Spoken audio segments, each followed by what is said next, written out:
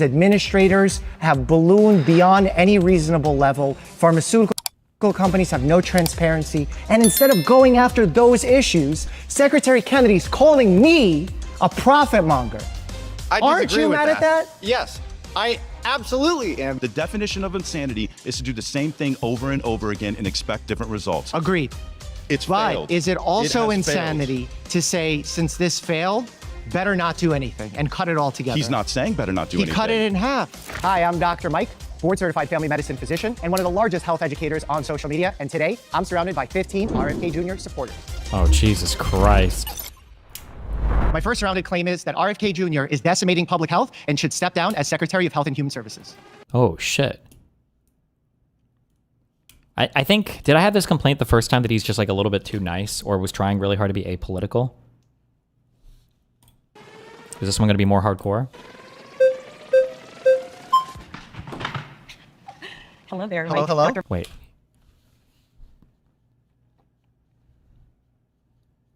Okay, there are 15. All right.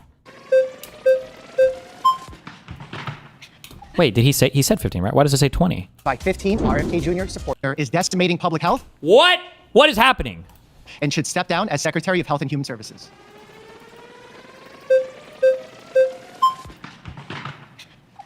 Hello there. Hello, hello. Dr. Mike. Nice to meet you. Nice to meet you.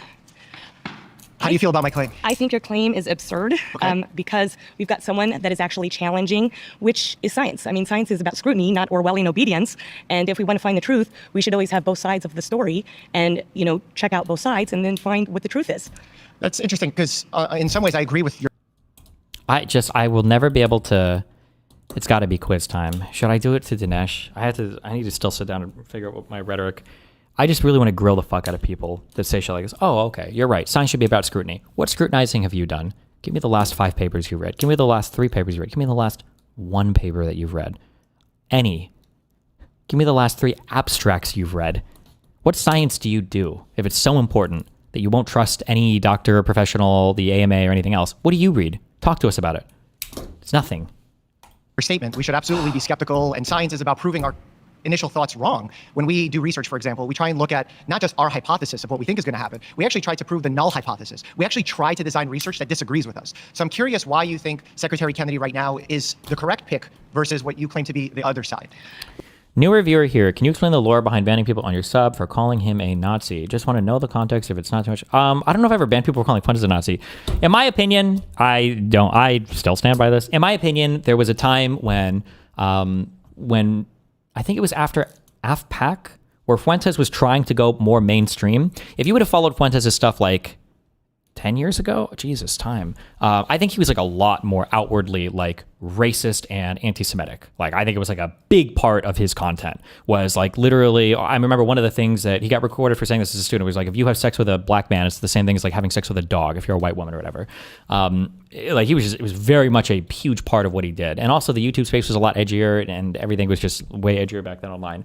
I think that especially after, how many AFPACs did they do? Was it 2? He got like, what was it, like Marjorie Taylor Greene and somebody else? He got mainstream political people to go to these things. I think he was trying to moderate a bit on his views and not be as hardcore or as extreme on like constantly talking about the Jew shit or constantly, like he was trying to get a little bit more into other political areas.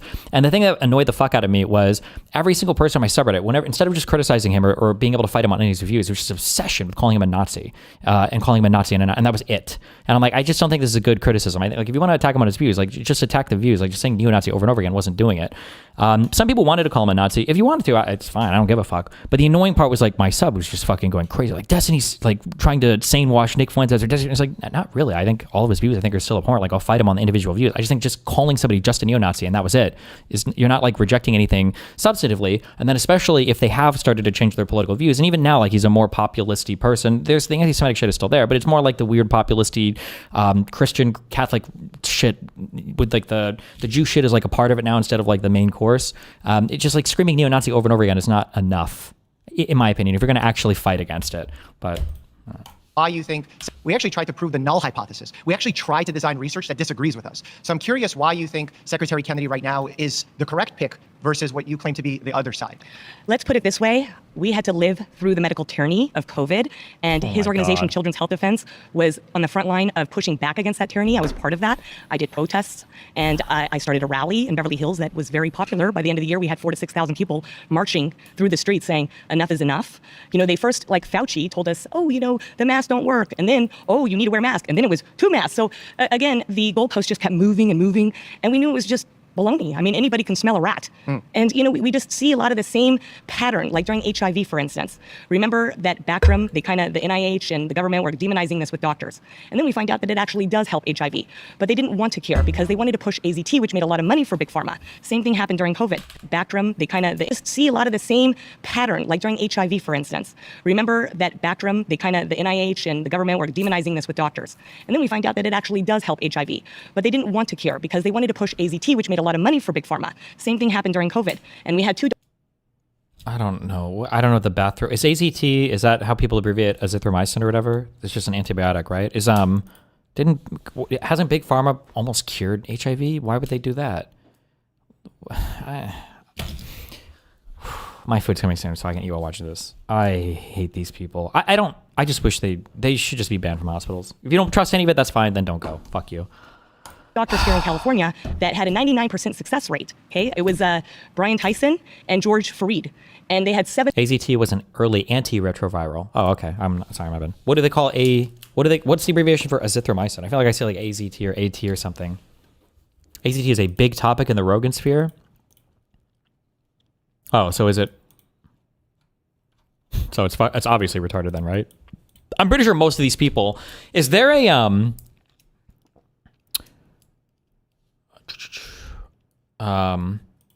is there a poll right now for what conservatives think about ivermectin? Because it wouldn't surprise me if over half of them still think ivermectin is a good treatment for COVID.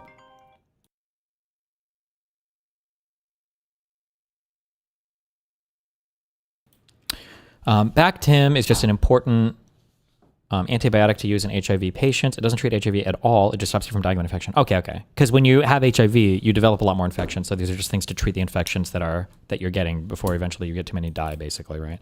99% success rate. Okay, it was Brian Tyson and George Fareed, and they had 7,000 patients that they helped. 99%. Wait, what are we talking about? Sorry, hold on. But they didn't want to cure because they wanted to push AZT, which made a lot of money for Big Pharma. Same thing happened during COVID, and we had 2 doctors here in California that had a 99% success rate. Okay, it was Brian Tyson and George Fareed, and they had 7,000 patients that they helped. So like for this. So this, remember, these are like the little research medical tricks that you can know to know the person is lying, or science or research tricks. When she's saying that they helped 99% of people, there is no world where all of Big Pharma combined could hide an effect size that great. Now, if she would have said that it slightly helped or it improved outcomes in these particular circumstances, sure. But 7,000 people? That's like the size of like isn't that like a phase 3 trial size of people? 7,000 people? And you had a 99% success rate with this drug and nobody around the world has figured this out because somehow Big Pharma companies just in the United States was able to suppress this highs from every single person? What? 9%, which is better than the COVID-19 shot. This AZT line is literally from a movie. That's why they all know about it. Oh, okay. Well, I guess I haven't seen the movie. Because once we saw people taking those shots, we saw people dropping like flies. Did we though? Did that really ever happen? Ever? We took a lot of topics there and we tried to put them together, so it's going to be difficult for me to reply to you. Let's start with the idea of moving the goalposts. Okay. So, in science, we're always learning, right? As a doctor, the things that I recommend today will likely change in 10 years and 20 years because as knowledge evolves, we're going to make new recommendations. Is that fair to say? Wait! Something that is really important.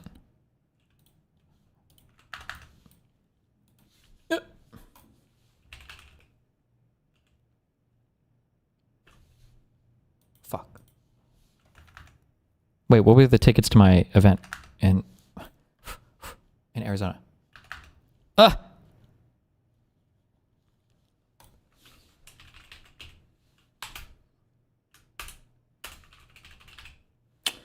Bop, bop, bop, bop, bop. Hydroxychloroquine and vitamin C? Yeah, the vitamin C is always a big giveaway. This person's about to say some bullshit. There are just so many fucking things. When you start reading through these people, metabolic issue is also, as soon as you hear somebody say that, you're about to hear the dumbest shit you've ever heard in your life. Oh, this disease? That's actually a metabolic issue. Is always going to be some fucking retarded shit every fucking time.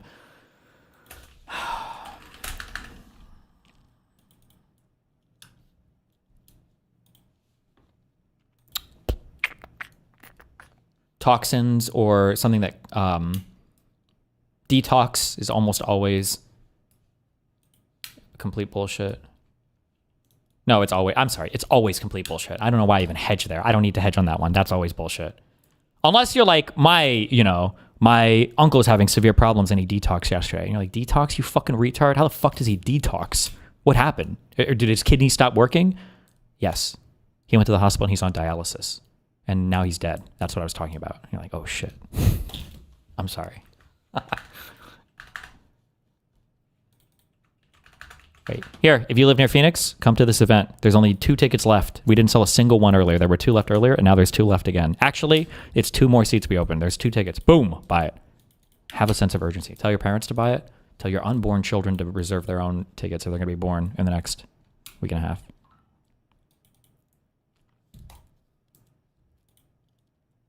Oh, anybody that uses big as an adjective for anything is also going to tell you some bullshit.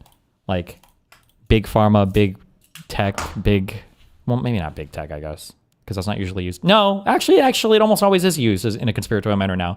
Big tech. Why don't we have big Jew? I've never heard that before. Why don't we ever talk about big Jew? It's always like APAC or Jewry or something else. I feel like big Jew is like...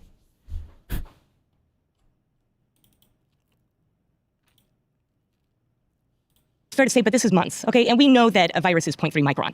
We see the holes in the mask. You really think that that's going to hold a virus? I mean, we see what virologists wear. It's like a spacesuit. Yeah, so this is really interesting. That's not. They don't always wear. Also, a virologist is not. That's just a researcher. It's not.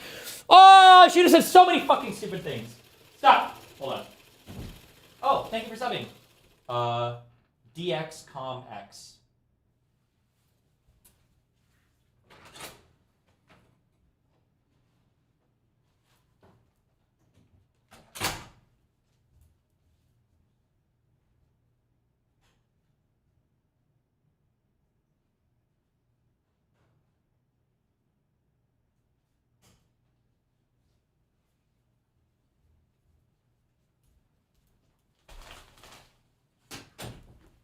Ugh. I love that you point out the particle size. And there's actually a unique principle with particle movements that the reason why N95 masks actually work quite well for the COVID virus, because even when something is smaller than the size of the mask, the pores within the mask, the way that those particles move actually makes them more readily captured by that mask. Isn't that interesting how sometimes what we perceive to be the logical answer sometimes can be disproven in science? And this goes to show in the same way that we made mistakes in the past. Well, the reason why I'm bringing this up... No, bro, she just said like 20 bad things. And oh, God.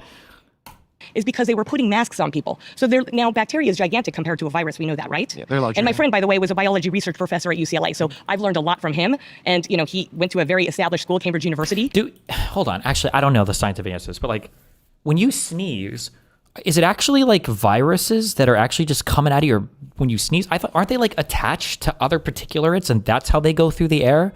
Like when we say like a virus is airborne, we don't necessarily mean that they're like flying with wings or floating on their own. Aren't they generally attached to mucus or whatever else is coming out, generally speaking? Aerosol. Ugh. And that's what he dealt with. That's why he said, this is nonsense. So I'm going to listen to the experts, which is Dr. Elliot Hamoff, and look at, people were getting sick and worse when they were wearing masks because they were forcing themselves to breathe the very bacteria that was dangerous. Oh, what?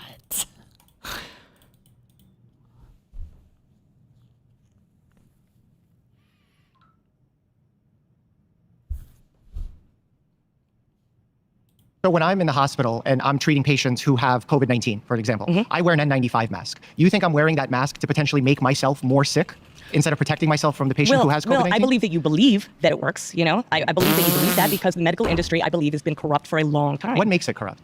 Well, there's an interest, people have special interest. It's well, how many claims, how many bullshit things has she gotten to say? Oh my God. Revolving door. When you look at a lot of these NIH or NIAID, these people have been funded by Big Pharma and then they go in the medical industry. So to me, that shows corruption. So if someone is funded by Big Pharma, does that automatically make them corrupt? Not necessarily, because there are honest people, but the fact that they censored, even Mark Zuckerberg was asked in the Senate floor if he was being, coerced by the government to shut down free speech when it came to COVID. We had a friend who, her best friend died of COVID shots, 2 of them, and she had these huge boils all over her legs, and they sent her home. They did not report with VAERS that was that. They actually didn't want to even talk about it, which shows me corruption. Then I had a friend, Dr. Simone Gold, that was treating patients with early treatment, and the Master of Business Association comes to her, which doesn't have a medical license, and threatened to fire her, which she did. She got fired. That is called medical tyranny. What? What? Oh my God! Wait, what? Sorry. Okay. Thank you. Thank Appreciate you. you. Okay. Yes.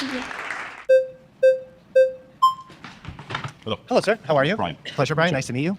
So I have a few questions to start with, just because I want to make sure that we're actually debating the topic that you would like Awesome. to debate. To say that he's decimating public health, are there specific measures that you would like to cover, to talk about, that you believe constitutes the decimation? Yeah. So where do we start?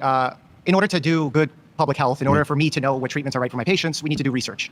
And currently, the NIH, the CDC budgets for research have been absolutely decimated by billions of dollars. In fact, I wrote down a few of them, if you don't mind me sharing, because I think it's valuable to talk about. So we're not talking in abstract. Okay. For research, we've terminated $3.8 billion into cancer, HIV, ALS, and maternal health, important subjects. The entire NIH CDC budgets have been cut in half. We've created an issue where in the Environmental Protection Agency for the Office of Research, we fired over 1,000. Isn't that the guy? Wait, yeah, he looked familiar, but I don't know why. Is he the guy? Do I know this guy? Am I just seeing Hunter Biden? I have no idea this guy's. Never mind. And scientists who do that research to figure out if there's toxic pollutants that cause negative health outcomes. We've cut the CDC branch for environmental health tracking for lead and water safety. We've canceled NIH diabetes prevention program that ran for 30 years. And we've eliminated the Federal Newborn Screening Advisory Committee. So that's just a few of them. Okay, so considering all of that, before when we had all of that money, where did that get us? Look at the state of America, of Americans' health, and you tell me that the public is actually healthy. Compared to what, bro? Where did it get us? Where did it get us for what? We've got so many new different treatments for it. It got us fucking the fat. We found the anti-fat drug, bro. What are you talking about? What RFK is doing is he is saying enough is enough, something has to change. And I will say this very politely, but I think that you have to be insane to say more is somehow going to get us out of the current public health crisis that we have right now. Americans are fat and they are sick, and it is not getting better. And taking more and more money and continuing to flush it down the toilet is not going to solve the problem. We know what will stop cancer dead in its tracks. We know what will stop all chronic disease dead in its tracks. Do you know what it What is it? Is it going to be is? certain diet? It's got to be metabolic issue. That my guess is the metabolic. That's when the meme's going to come up. What stops everything? Is it? What else do they blame? Processed foods? No. Probably processed food and red meats. No, definitely not. Red meat, Mootin? It's a known carcinogen. You're so fucking retarded. I don't know what you're talking about right now. You're on some science bullshit. We're talking about manly You'd have shit. to talk to my wife. We're talking about some manly shit right now, okay? They would never, ever, ever want to get rid of their precious meat. Lifestyle changes? Lifestyle changes. The American Heart Association has known about this for years. The most important predictor of longevity, risk of chronic disease, all-cause mortality is VO2 max. So why aren't doctors, why isn't the government creating a public health system that says, you know what, we're going to focus on VO2 max? Because Holy, is this true? Has the American Heart Association been hiding the fact that cardiovascular, it's literally called cardio. Why, like what? Like doing exercise to increase your endurance is, yeah, it's good for you. Why are we pretending like this is a secret? even if we stopped every dollar we had, putting it into cancer research right now, and we took that money and we said, let's get people moving, let's increase their VO2 max, cancer has stopped dead in its tracks. So the question is, how do you just increase people's VO2 max? This probably, I don't know how it's actually measured. Is it just measured with how much you can breathe and exhale, or do they actually measure like volumetrically? Because like any disease that you have that hurts your circulatory stuff or whatever else is all going to decrease your VO2 max. Like being unhealthy in general is going to decrease it. Having worse like physical health, like in terms of how much you exercise, not even talking about disease. Like how do you just pump up, like are we talking about like lung expander transplants? Like when is enough to admit that the system you are a part of has drastically failed Americans? And RFK Jr., by the very fact of how he looks in his 70s, does more to encourage people to live a healthy lifestyle. Oh! RFK Jr. looks the way that he does and is able to do this because he's on fucking roids, because of the fucking big pharma industry that has TRT for every single male influencer you see over the age of 27 on fucking social media these days. Come on, bro. I think RFK's even open about his TRT shit. Give me a break. Oh my God, kill me. And truly make America healthy again. Very passionate. Yeah, this guy's probably on fucking TRT. True. I mean that with all sincerity because... I mean, I'm not trying to be an ass. Like, I don't think you are. I know you might feel like it's coming off aggressive, but I actually think it's passion, and it's passion that I share. I think lifestyle changes are incredibly important. So in order to make these meaningful changes, in order to get people to eat healthier, to exercise more, Eat that fresh takes pork. research dollars in order to figure out what programs work. Like in New York, in my home state. Do you really think it takes research dollars? Yeah, because... It's really simple. It's sunlight, it's being active, it's having a healthy home environment, it's eating food that comes from regenerative agriculture. It's not rocket science. It is really, really simple, but I think that the farmers... eating food that comes from regenerative agriculture. Oh, that's a new bullshit term I've never heard before. What's that one? Pharmaceutical industry tries to complicate it to make people question it so that they run to their doctor. And I'll be very frank with you. Wait. Oh, he should have owned him right here. Run to their doctor? Run to their doctor? That sounds like they're doing exercise right there, bitch. I think that you have great intentions. I really do. And I'm really glad that it's you sitting here, because I think part of the reason why these discussions get so heated is because both parties start thinking that the other party has bad intentions. Sure. I just think that you are a bit confused about where we should be putting our emphasis and putting our money. So the difficulty, I know it sounds easy to say, let's get people moving, let's get people eating healthy. So I work at a community health center. It's near impossible to change behaviors as simply as you put it. I've launched a program during my residency program where I, as a physician, exercised with my patients. I brought them in to try and see if spending time with your doctor, exercising, getting them to do it safely was a way to get them motivated. And we saw some successes, but in order to have done that, we need to scale that, we need to trial that to see ultimately how behaviors change. For example, you've seen research where people say, if you give people step counter and they walk 10,000 steps a day, they're healthier. Well, yeah, if you walk more, you move more, you're healthier. Like, Dr. Mike should ask, how many people in this room know that if you exercise regularly, it's better for your body? Like, how many people are not going to raise their head with it? I didn't know that. Oh, the American Medical Association fucking suppressed that knowledge, bro. But when we actually looked at long-term research of getting people step counters, it didn't change So you behaviors. literally just contradicted yourself. And unless you're saying we need to take that money that RFK Jr. is cutting from the budget and we need to spend it on the approaches that we know work, then all you're doing is just supporting the system as is. Did he Spend it on what? What, are you going to buy Nikes for everybody and assume they're going to become fucking distance runners? Or what are you talking about? You should ask them, spend it where? What do you mean? Spend it where? How much money do you need somebody to give you to go fucking take a walk? take half the budget and make it for exercise? Well, personally, I don't think that's the government's role. And the reason That's why, fair. the reason why, I don't- Oh, and then he fucking immediately, does the conservative mind fuck. We need to stop spending all this money on big pharma and spend it on healthy exercise behavior. Oh, okay, so we should take the money away and then spend it on healthy exercise behavior? That's what you said? Well, actually, no, I don't think the government should spend that money on anything. Like, okay. it's the government's role. So I'm going to tell you a story. And ultimately, this is what boy. it comes down to. Oh, Okay? boy. I was in a halfway house in Newark, New Jersey. Okay. I could leave the halfway house because I was technically still an inmate. What is halfway, like half the median IQ? What is that? I'm sorry, I know that's not what it means. And I could go to my job, all right? If I veered from that path, I could literally go back to prison, okay? But eating healthy was so important to me that I broke the rules, went to Whole Foods, and bought healthy food on an $8 an hour job that the halfway house took 20%, and I still did not make excuses, and I found a way to eat healthy, okay? Doctors, the federal government, it's never going to instill that in people, and I think that it's wrong to really place that responsibility on you. You do not have the tools in your toolbox to effectively change behavior. And whether it's ego, I mean, like, I think you're a good What person. tools I are we think- missing? I think it's more societal, and it's more Well, you just said cultural. the government shouldn't be a part of it. So when you say societal, how The so? president would have more power right now with the bully pulpit than any form of legislation. And that's what I'm trying to say is that what RFK represents for so many people that support him, he represents a cultural shift that will have more power than any form of legislation. It's just like my political views. I do not believe in democracy. I believe in a consumerocracy. The laws, the politicians, the legislation, they will fail us regardless of which party it is, okay? But right now, we could change the world if we all went out there and we made different consumer decisions. You don't have to have one president change. You don't have to have one law change. This goes viral right here. People start talking about a consumerocracy. The world changes. Laws, politicians, legislations will never have that power. You are trying to fight a problem with force when the solution is power. And we have to shift from that. Can I ask you something real quick? Just because before we shift topics, I think This is like saying you should get rid of prisons and just put all that money into better parenting. Like, by the time somebody's breaking the law and committing crimes, you got to have a place to put them, and you need a system to deal with them. By the time somebody's sick and in the hospital, like, dog, instead of getting a triple bypass surgery, why don't you just go run a marathon? Like, it's a little bit too late. They're different systems that have different responsibilities. They do different things. He's right. Doctors don't have the tools to make you exercise more. That's not their fucking job. That's a personal trainer's job.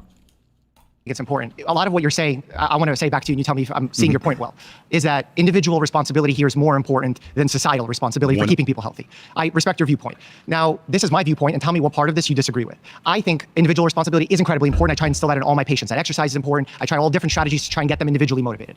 But from a societal perspective, let's, for example, say we make a city more walkable. We make lighting more available, especially at night. We create more sidewalks. We make more parks. We create programs for kids to participate in after-school sports programs. Those are societal things that politicians can get behind. Don't you think that will make it easier for individuals to be healthy? All of the money that you're advocating for and you're criticizing RFK Jr. for cutting in the budget, none of that money went to those things. When you, if you told diabetes me, prevention, how do you think we think about diabetes prevention? well, let me ask you this. How many people have diabetes right now? Has the number gone up since that program's been in effect for the past 30 years? So the question is, when is enough enough? The definition of insanity is to do the same thing over and over again and expect different results. Agreed.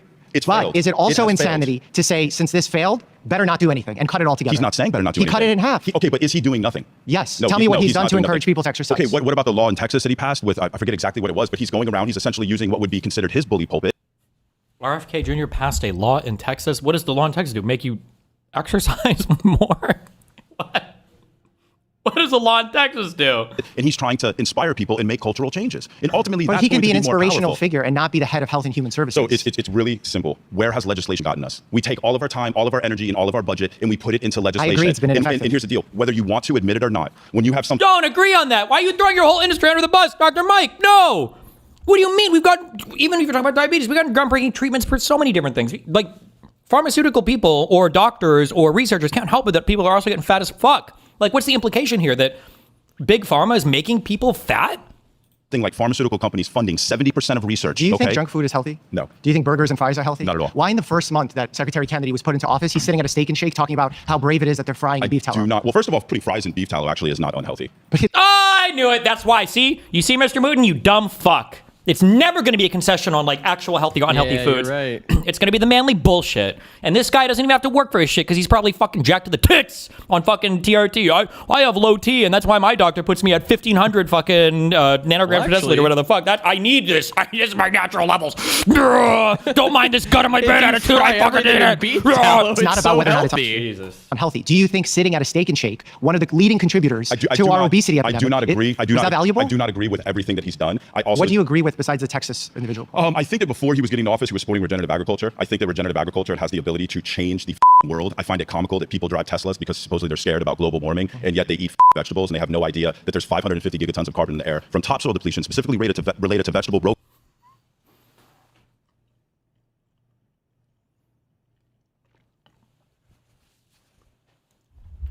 Okay, I don't know if I ate the vegan pill on this tour, but if we want to talk about pollution, isn't animal agriculture like 1 billion times more polluting than vegetables? That's what we're attacking?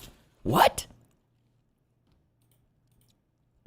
Crop farming. There's only 350 gigatons related to the burning of burning of carbon fuels. We could literally stop all the carbon in the air, dead in its tracks, put it back in the soil in 1 year if we switched over to regenerative agriculture. Why isn't that being talked about? Because he cut $15 million from the PFAS farm program to track PFASs, which are potentially toxic chemicals, on farms. He's cutting these programs. Once The again, EPA it is goes back losing to their the research consumer. and It development. goes back to the consumer. But how can the If consumer know about the makes farm? different choices. What do you mean? How can the consumer? Like I said, I was in a halfway house. Okay, I had everything against me, and I still found a way because I believe. But what in if it. that Whole Foods that Even you though went the to entire had system was toxic foods in it? against me? But what if But it didn't. Sorry, Dr. I Mike, appreciate that was a you. pleasure. Thank you. Thank you. Yep.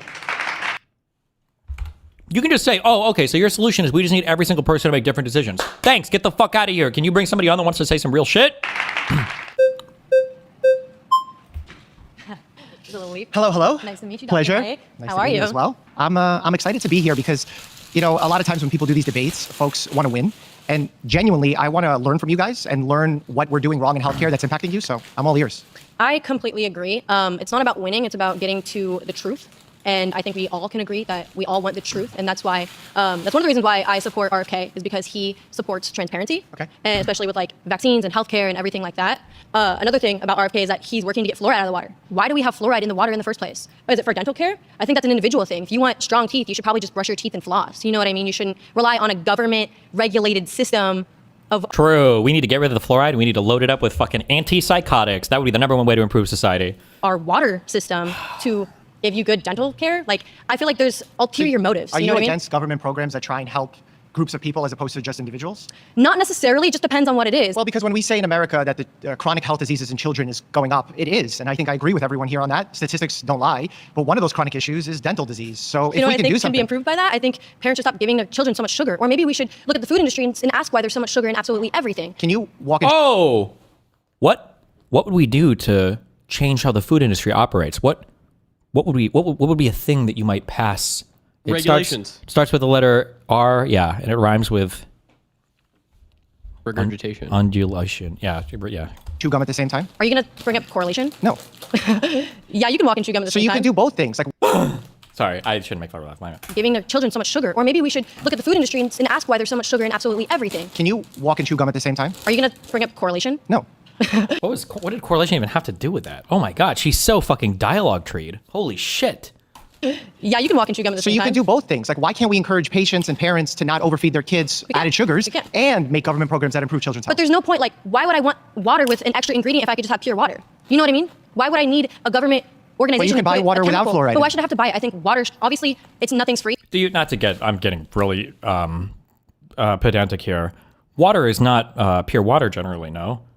Like, isn't pure H2O called distilled H2O? Like, if you buy like pure distilled water in the store, It's like purely distilled. Like that's what I think it's supposed to be 100% H2 or whatever.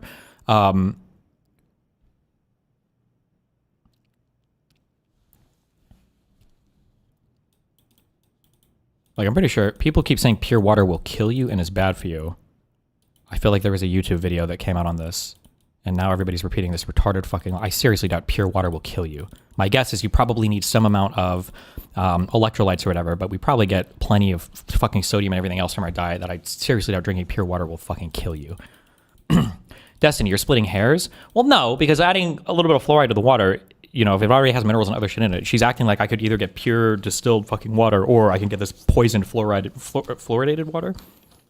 But like water without chemicals should be free to get. If I want to drink out of my faucet, I should be able to do that. That's not water without chemicals, though. That's not right. I'm almost positive I'm correct on this. You don't get like distilled water out of your fucking faucet. I'm almost positive on this.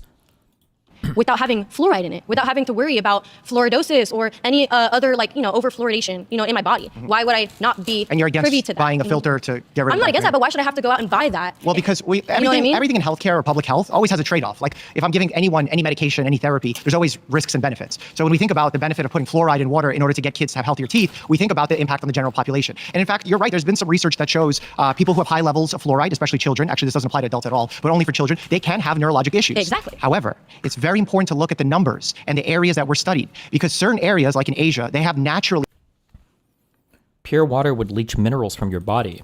Wouldn't that be a benefit to most Americans? My understanding is our diets are naturally way too high in sodium regardless. Am I wrong on that? Where's my doctor people? very high levels of fluoride, not added by the government, natural occurring fluoride. And those numbers are quite high. So it really depends on what that number is and what that safe number is. The thing about Asia is if that's naturally in the water, then people from Asia are naturally adapted to that, which means it wouldn't like so if you affect move them. to Asia, 100% pure unmineralized water would dehydrate you. It would bind to all the salts in your body. But don't we already have bodies that are already high in salt content?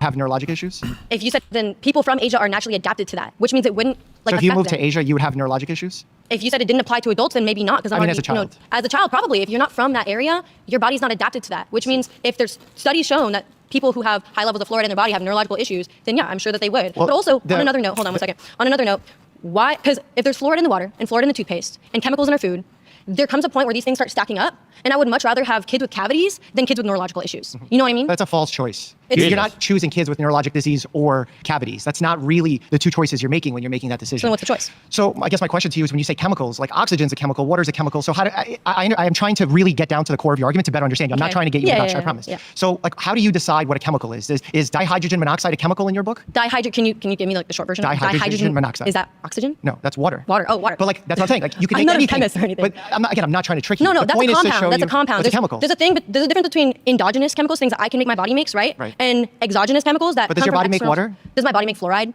But does your body make water? Oh, You need water to live. I need water to live. Okay, but my body is 72% water, which means that I am fully made of water. Like I was Like, we born. need essential I was born amino with water. acids. They're I was born called- with water. You know what I mean? Just kill myself. I would kill myself. If I was Dr. Mike, this would be the end for me. I would need a will and everything before going on this. I wouldn't be able to do it. I wasn't born with fluoride. Yeah, but the water came from your parent. My what? Yeah, From my your parent, of course. But Who I didn't got get water any- from the environment. That's fine, but like, So there's where certain did the things first we need. single-celled amoeba get the water from? You know what I mean? Like we all have, any living being has water, right? But But not we everything. need the water to survive. We That's, need that's food fine. to We're not survive. here to debate about water. So what's your point? My point is, how do you decide what's a bad chemical versus a good chemical? The effects on the body. Okay, Right. pause. We're out of time. Okay. Thank you so much. Nice to meet you. Hey, before we go any further, we want to take a moment to say thanks so much to Straight Arrow News for powering the fact checks in this video.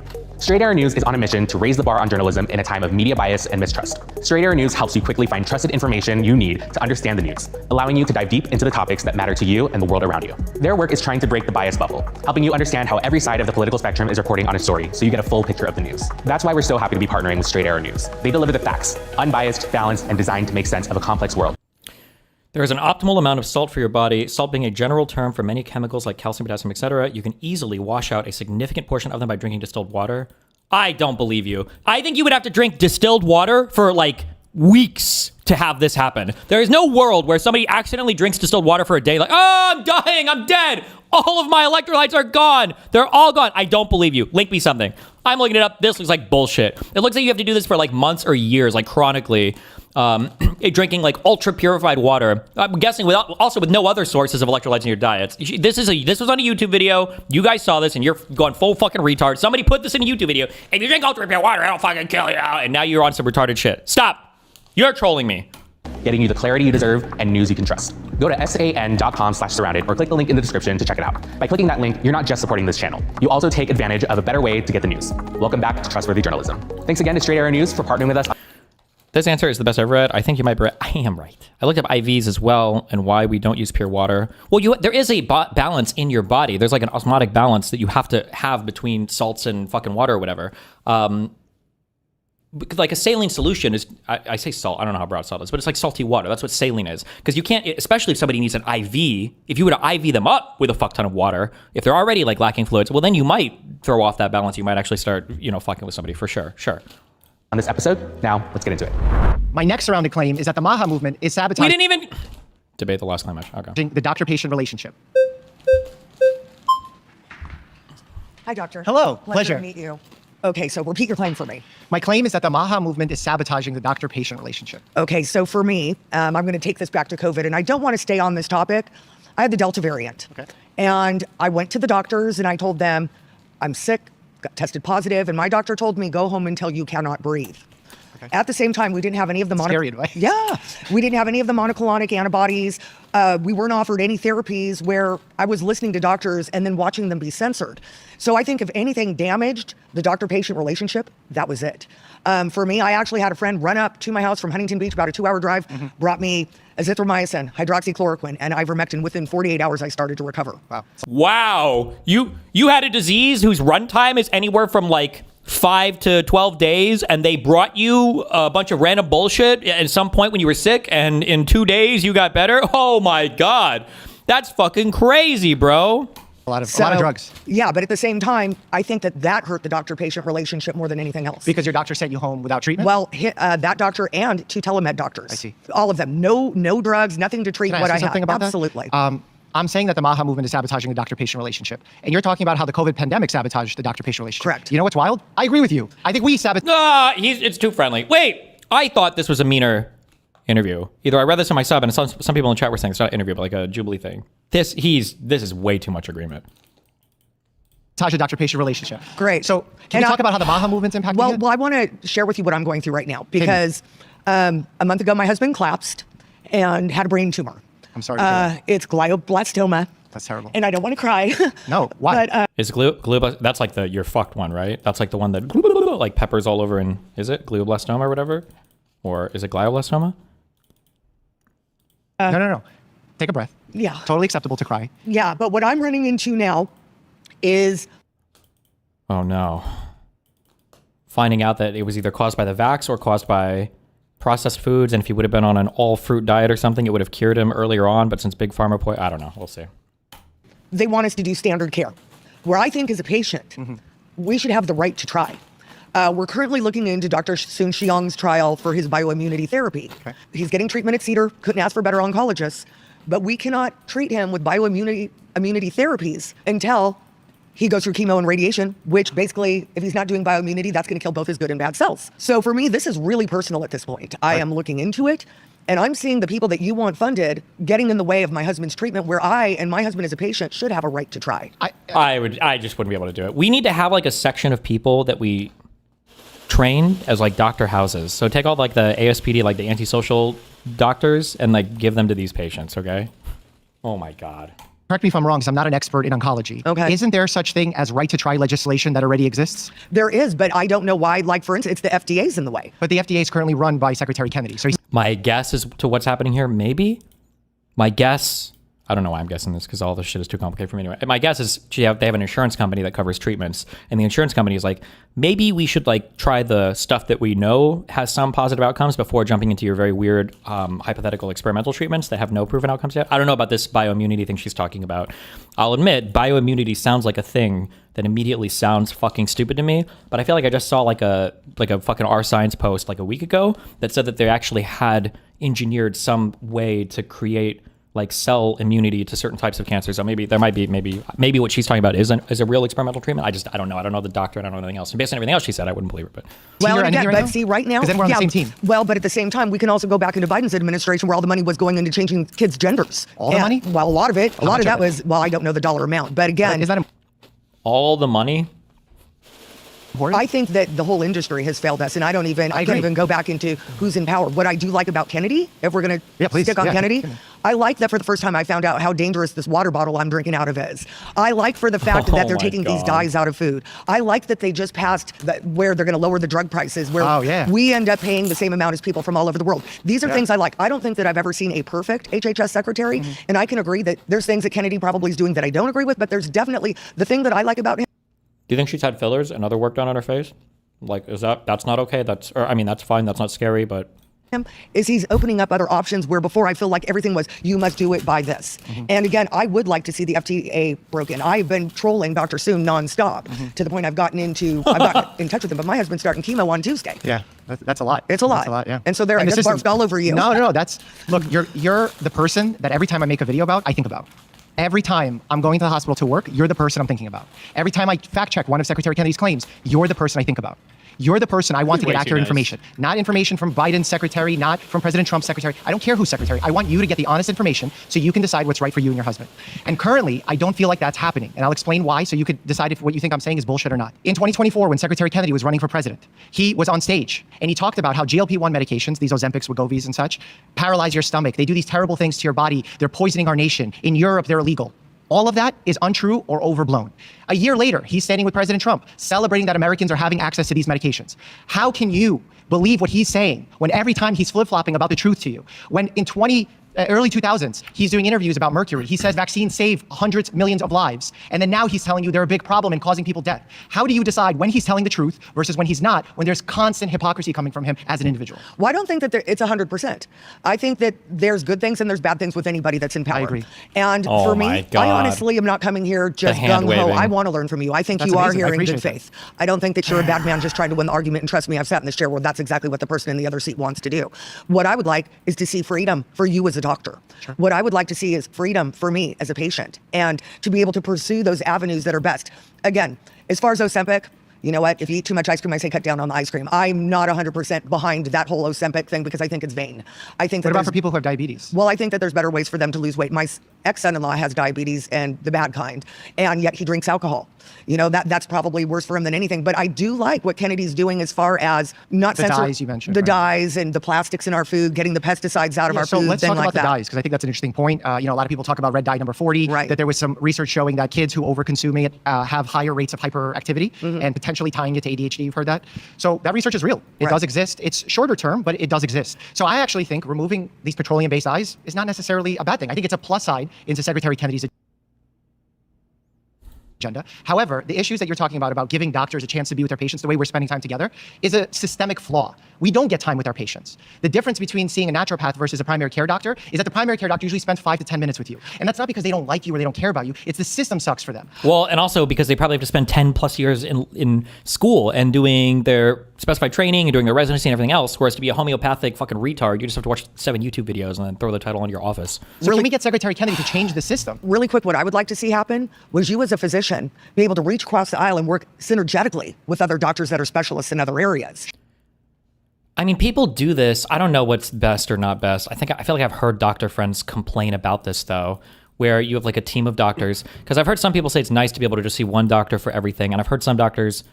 I think I've heard pros and cons where like it's nice to be able to refer people to specialists, but it's annoying. But I've heard like it's annoying that like one person might bounce between 7 different doctors. I don't know what the right answer is there, or whatever. But I'm just saying like everything has its pros and cons, you know. Sure. For instance, with this oncology, the oncologist should work with the radiologist who should be working with they're not. bioimmunity. They do. What does that mean? The oncologist should be working with a radiologist. Like, what, does she think that you just show up in radiology and they like throw darts at the board to figure out where they're zapping or what? Like what? Well, they're not allowed to work with the bioimmunity until he does radiation and chemo, which are going to destroy all of his good cells.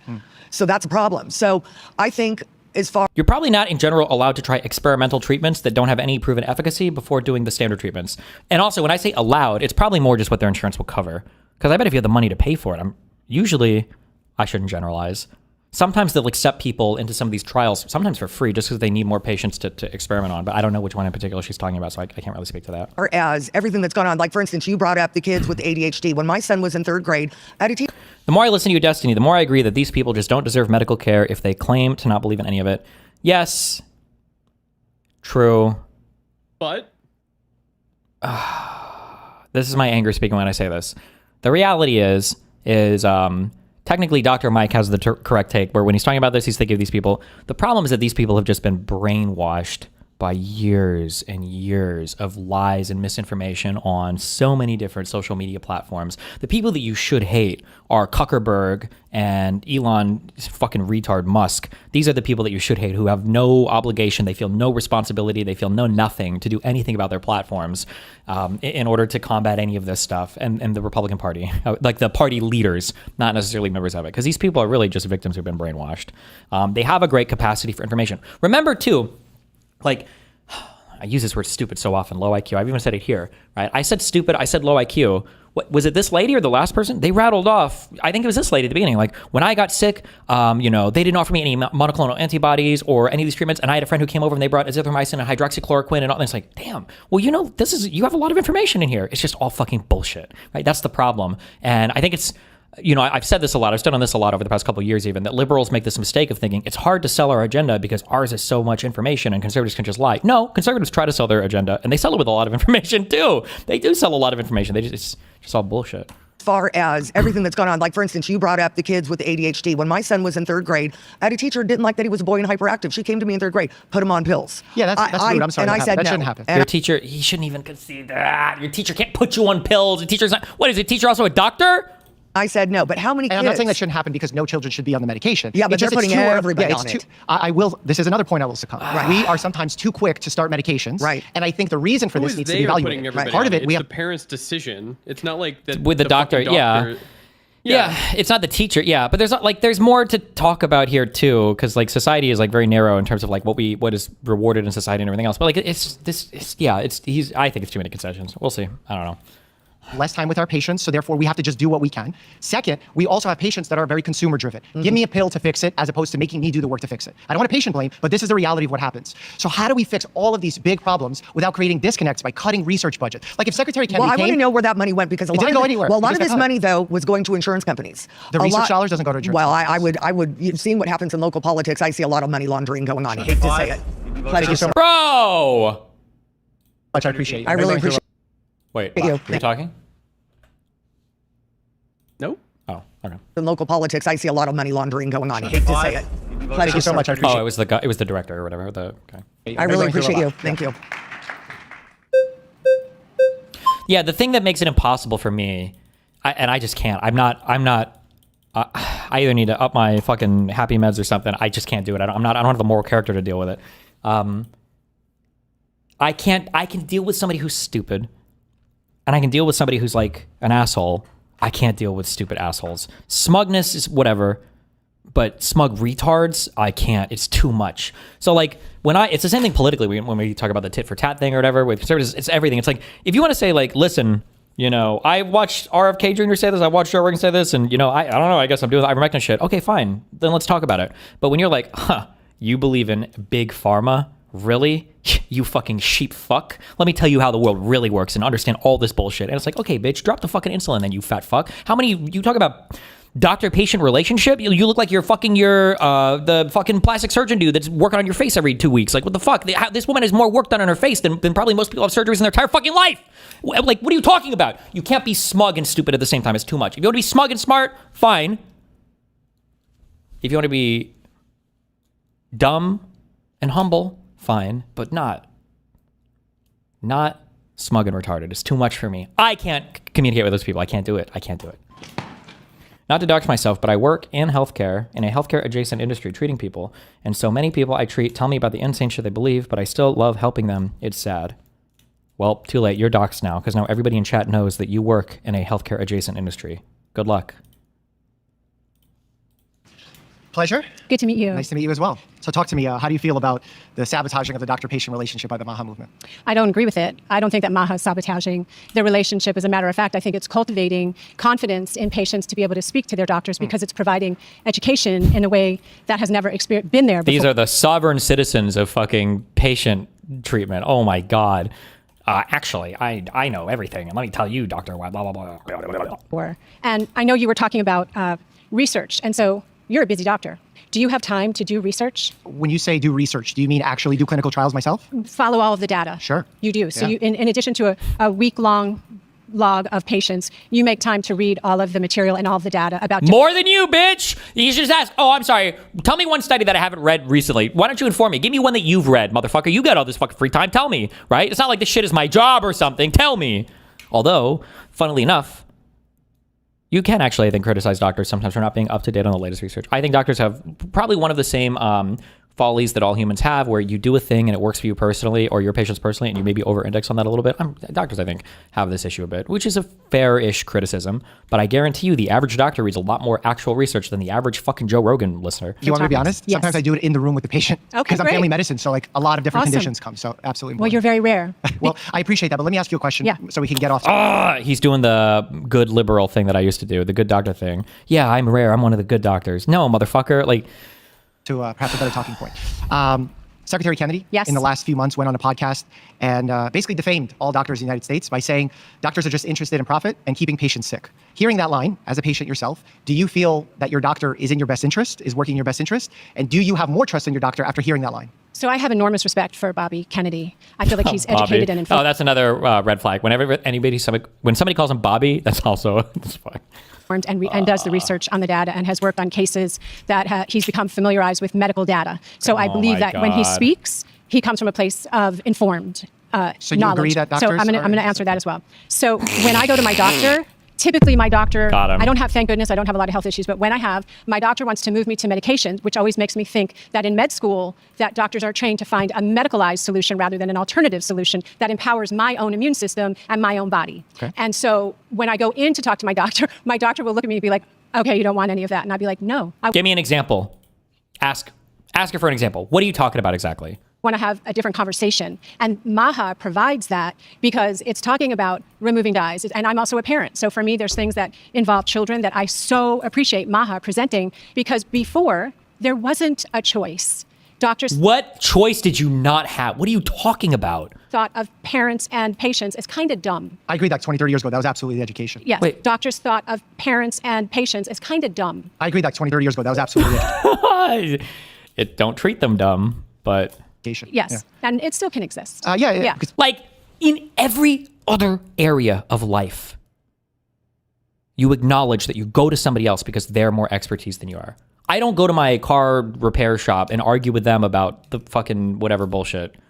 I don't even know what the analogy would be there. But if I'm taking it to them, it's because I need them to do the shit, right? I don't go to the fucking... I wouldn't get like a personal trainer at a gym and argue with him over my schedule or whatever routines he wants to give me. Or you wouldn't go to any other area and argue with the person that you're paying for their service here. You would just do it yourself at that point. Why are you going to the doctor? You know more than your doctor, bitch. And then fucking just stay home and fix yourself. Why waste somebody else's slot or waste that guy's time or waste anybody's time? Just do the shit yourself then. Why go to the doctor? You know so much more then. doctors are older, so that's true. I'd love for you if you can answer that question.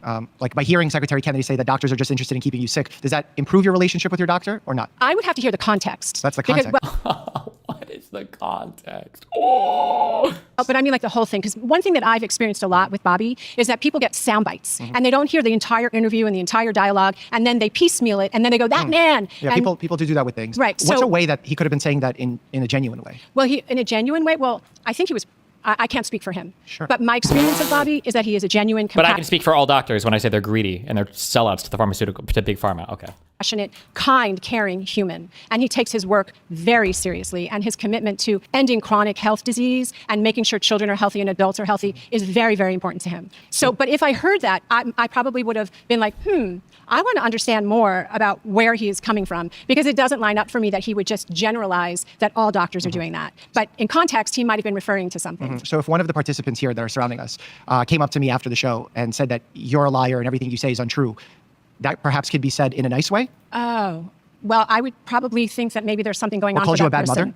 mother? I've been Wouldn't called that a lot hurt? of things. But wouldn't that hurt? It would make me think for a moment, like, do you know me? Do you know what I do? Do you know how I am? Do you know my professionalism? That's how I feel as a doctor when Secretary Kennedy says that too. He says we're interested in keeping people sick for profit. I don't even take a salary to work as a doctor anymore. The YouTube stuff is so successful. I really am showing up for my patients pro bono because I want to help. Okay, wait, that's weird. Wait, can he do that? If you were like an influencer doctor guy, could you work at a hospital for free? I feel like there's got to be some ethics thing that prohibits, unless he's got like a private practice, then maybe he can do it or whatever.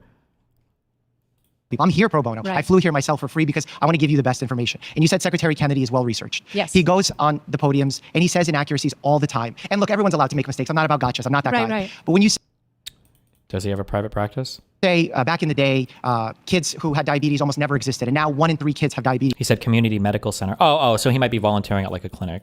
So House doesn't have to do his clinic hours and can diagnose rare diseases. Yes. It's a lie. 1 in 300 kids have diabetes. So like, how much do I as a YouTuber, have to fact check Secretary Kennedy, the director kids have diabetes, who had diabetes. Everyone's allowed to make mistakes. I'm not about gotchas. I'm not that guy. Right. But when you say back in the day, kids who had diabetes almost never existed, and now 1 in 3 kids have diabetes, it's a Did he say, he said something crazy about this? I don't remember exactly. 1 in 3, 1 in 3 kids. Was it that bad? Was he that extreme about it? lie. 1 in 300 kids have diabetes. So like, how much do I as a YouTuber, have to fact check Secretary Kennedy, the director of Health and Human Services, before he comes out and says, I messed up. I need to tell you the truth and I'm getting the numbers wrong so often. When does that happen? That's a really good point. I don't know. I guess we'd have to go back also to during COVID when they made these really outrageous statements that weren't true. Either go back because there have been mistakes, and if you brought I have that to him, multiple videos on my Oh YouTube my channel, including podcasts, where we God. talk about every mistake we made, Right. made during the pandemic. Because ultimately, it's about trying to figure out how to do better, not just. We need different words. We need a different word than mistake. Because we're talking about different things. Like I'm trying to think of an example. Like if some big like fucking coder software guy or whatever is like, it has like some fucking code that works or whatever, and you're like, do you know how this works? And the guy's like, I have no idea how that works. When he says I have no idea how that works, that means a much different thing than like a boomer looking at a computer who doesn't know the difference between the monitor and the computer tower when he says I don't know how that works, right? These mean totally different things when people say them. Or like sometimes in medicine, when we say like, oh, for exercise, we don't actually know why, or we don't actually know much about like why you gain more muscle when you hypertension, blah, blah, blah, blah, right? Well, they might say that, or hypertrophy, whatever. They might say that like you don't know, but like they're talking like at a very, very, very, very, very granular level. They don't know. It's not just like this broad statement of whatever. It's annoying because like RFK Jr. or Joe, shit for brains Rogan or any of these other fucking retards will just say random things and they'll be wrong and like, oh, I made a mistake. And they'll act like that's the same thing as like, the Lancet publishing a retraction or the New England Journal of Medicine or whatever, like are publishing things like, oh, well, they made a mistake, so they retracted it. No, it's a far more rigorous process. We're talking about something completely different here. I hate the similarity in words here. Oh, well, Fauci made mistakes. Well, RFK Jr. made mistakes. I guess we all make mistakes. About every mistake we made, I made during the pandemic. Because ultimately, it's about trying to figure out how to do better, not to score political points. I- You've been voted out. Please return to your seat. Thank you so much. I Thank appreciate you. Thank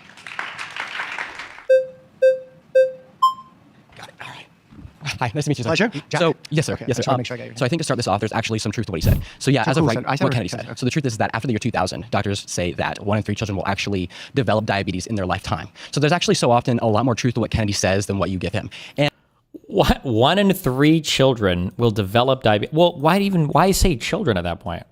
I guess it depends on the context of that statement, but just say 1 in 3 people will get diabetes. No? Okay. I know that So you're he not just trying- said it inaccurately? You mean like, because he said, this is a quote unquote, that currently 1 in 3 children have diabetes. I mean, it could have been that maybe the wording was wrong, but the truth is that if you were born after the year 2000, 1 in 3 people are going to develop diabetes As a in their life.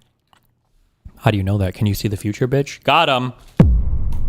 Yes. And so I think so often what we can do with Kennedy is we can still paint him in bad faith, even if that's not our intention. And I think one of the things that you said actually was that Kennedy said that half of the people in China have diabetes, right? And I remember in this video you said, no, it's actually 13% of people. I'm like, total fact check.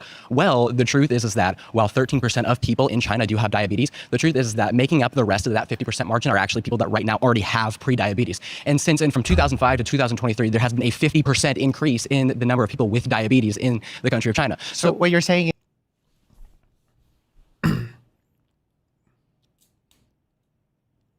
Does that even make sense? That 13% would have full-blown diabetes, but 50% more of the population, 50 points more would be pre-diabetic. I feel like your numbers of actual diabetics would be very high at that point.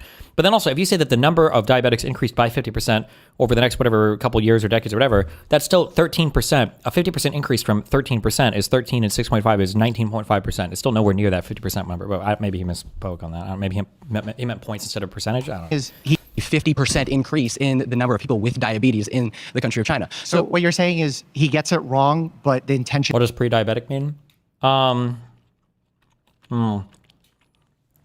Where's the guy? Where are my doctors at? I think pre-diabetic is a real thing. Is that when they only need metformin and they don't need exogenous insulin yet? I could be wrong on that. I feel we used to have pre-hypertensive for people that didn't have high blood pressure yet. Although I think we've gotten rid of pre-hypertension now, and we just call it hypertension. But I think there's still a pre-diabetic category. Prediabetes is a high A1C from 5.9 to 6.4. Okay. Is good. Well, I mean, when you are sort of right. Sorry, when you're in the public eye for years and years and years, and diabetes is 6.5 A1C. There's a good shot that you're going to misword something that says. Sure. Did he come out and correct himself when he did that? Well, in many cases, he has come out and correct himself. I mean, the truth is. What cases are those? Okay, so specifically the case in Tylenol. I mean, he came back and he said there is not enough scientific evidence to say that Tylenol causes autism.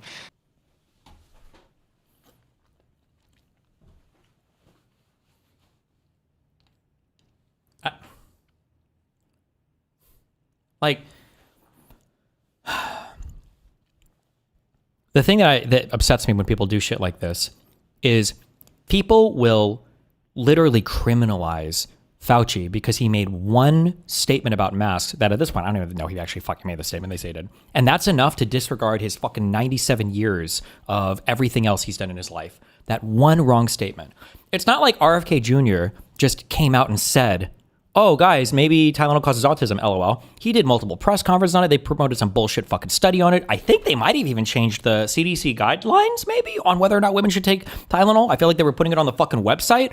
Like, how can you say he came out and he said he was wrong? There's not enough research to support this. That's fine. You're fucking gone. You're fired at that point, you fucking retard. This guy had so much certainty behind this position that he was doing press conferences, convinced the president, had fucking Dr. Oz, all these motherfuckers on TV talking about it and changed the guidelines of the fucking CDC or FDA or whatever bullshit site. They were promoting other drugs about it. How can you come out after and say, oh, sorry, looks like I was wrong, LOL. Why not maybe shut the fuck up for like 2 months until you do a little bit more research then, if you are truly convinced that no research has been done on it, which was also wrong and a fucking lie. So doesn't that concern you as a person who lives in the United States that there's a press conference, there's a president, Health and Human Services Secretary, the director of CMS, Dr. Oz, and they're telling you, even Dr. Makari, who runs the FDA, goes on the weeknight shows on Fox and says there's a causal relationship between Tylenol and autism. This is quote unquote, I'm not twisting words. This is what was said. And then 2 weeks later, they go, nah, never mind. Doesn't that upset you in the same way that we flip-flopped back in COVID days? I'm curious why it changes. And it shouldn't even be the same. It should be way worse. And he's about to make an excuse. It's okay. All my guns are unloaded right now. I'm safe. Okay. We can do this. He's about to say the dumbest shit I've ever heard in my entire life. What could he? He's not gonna say, well, at least they admitted they were wrong. No, it's gonna be even dumber than that. So here's the thing you have to understand, and I know you know this, and the truth is that science is a constant practice, it's a constant thing.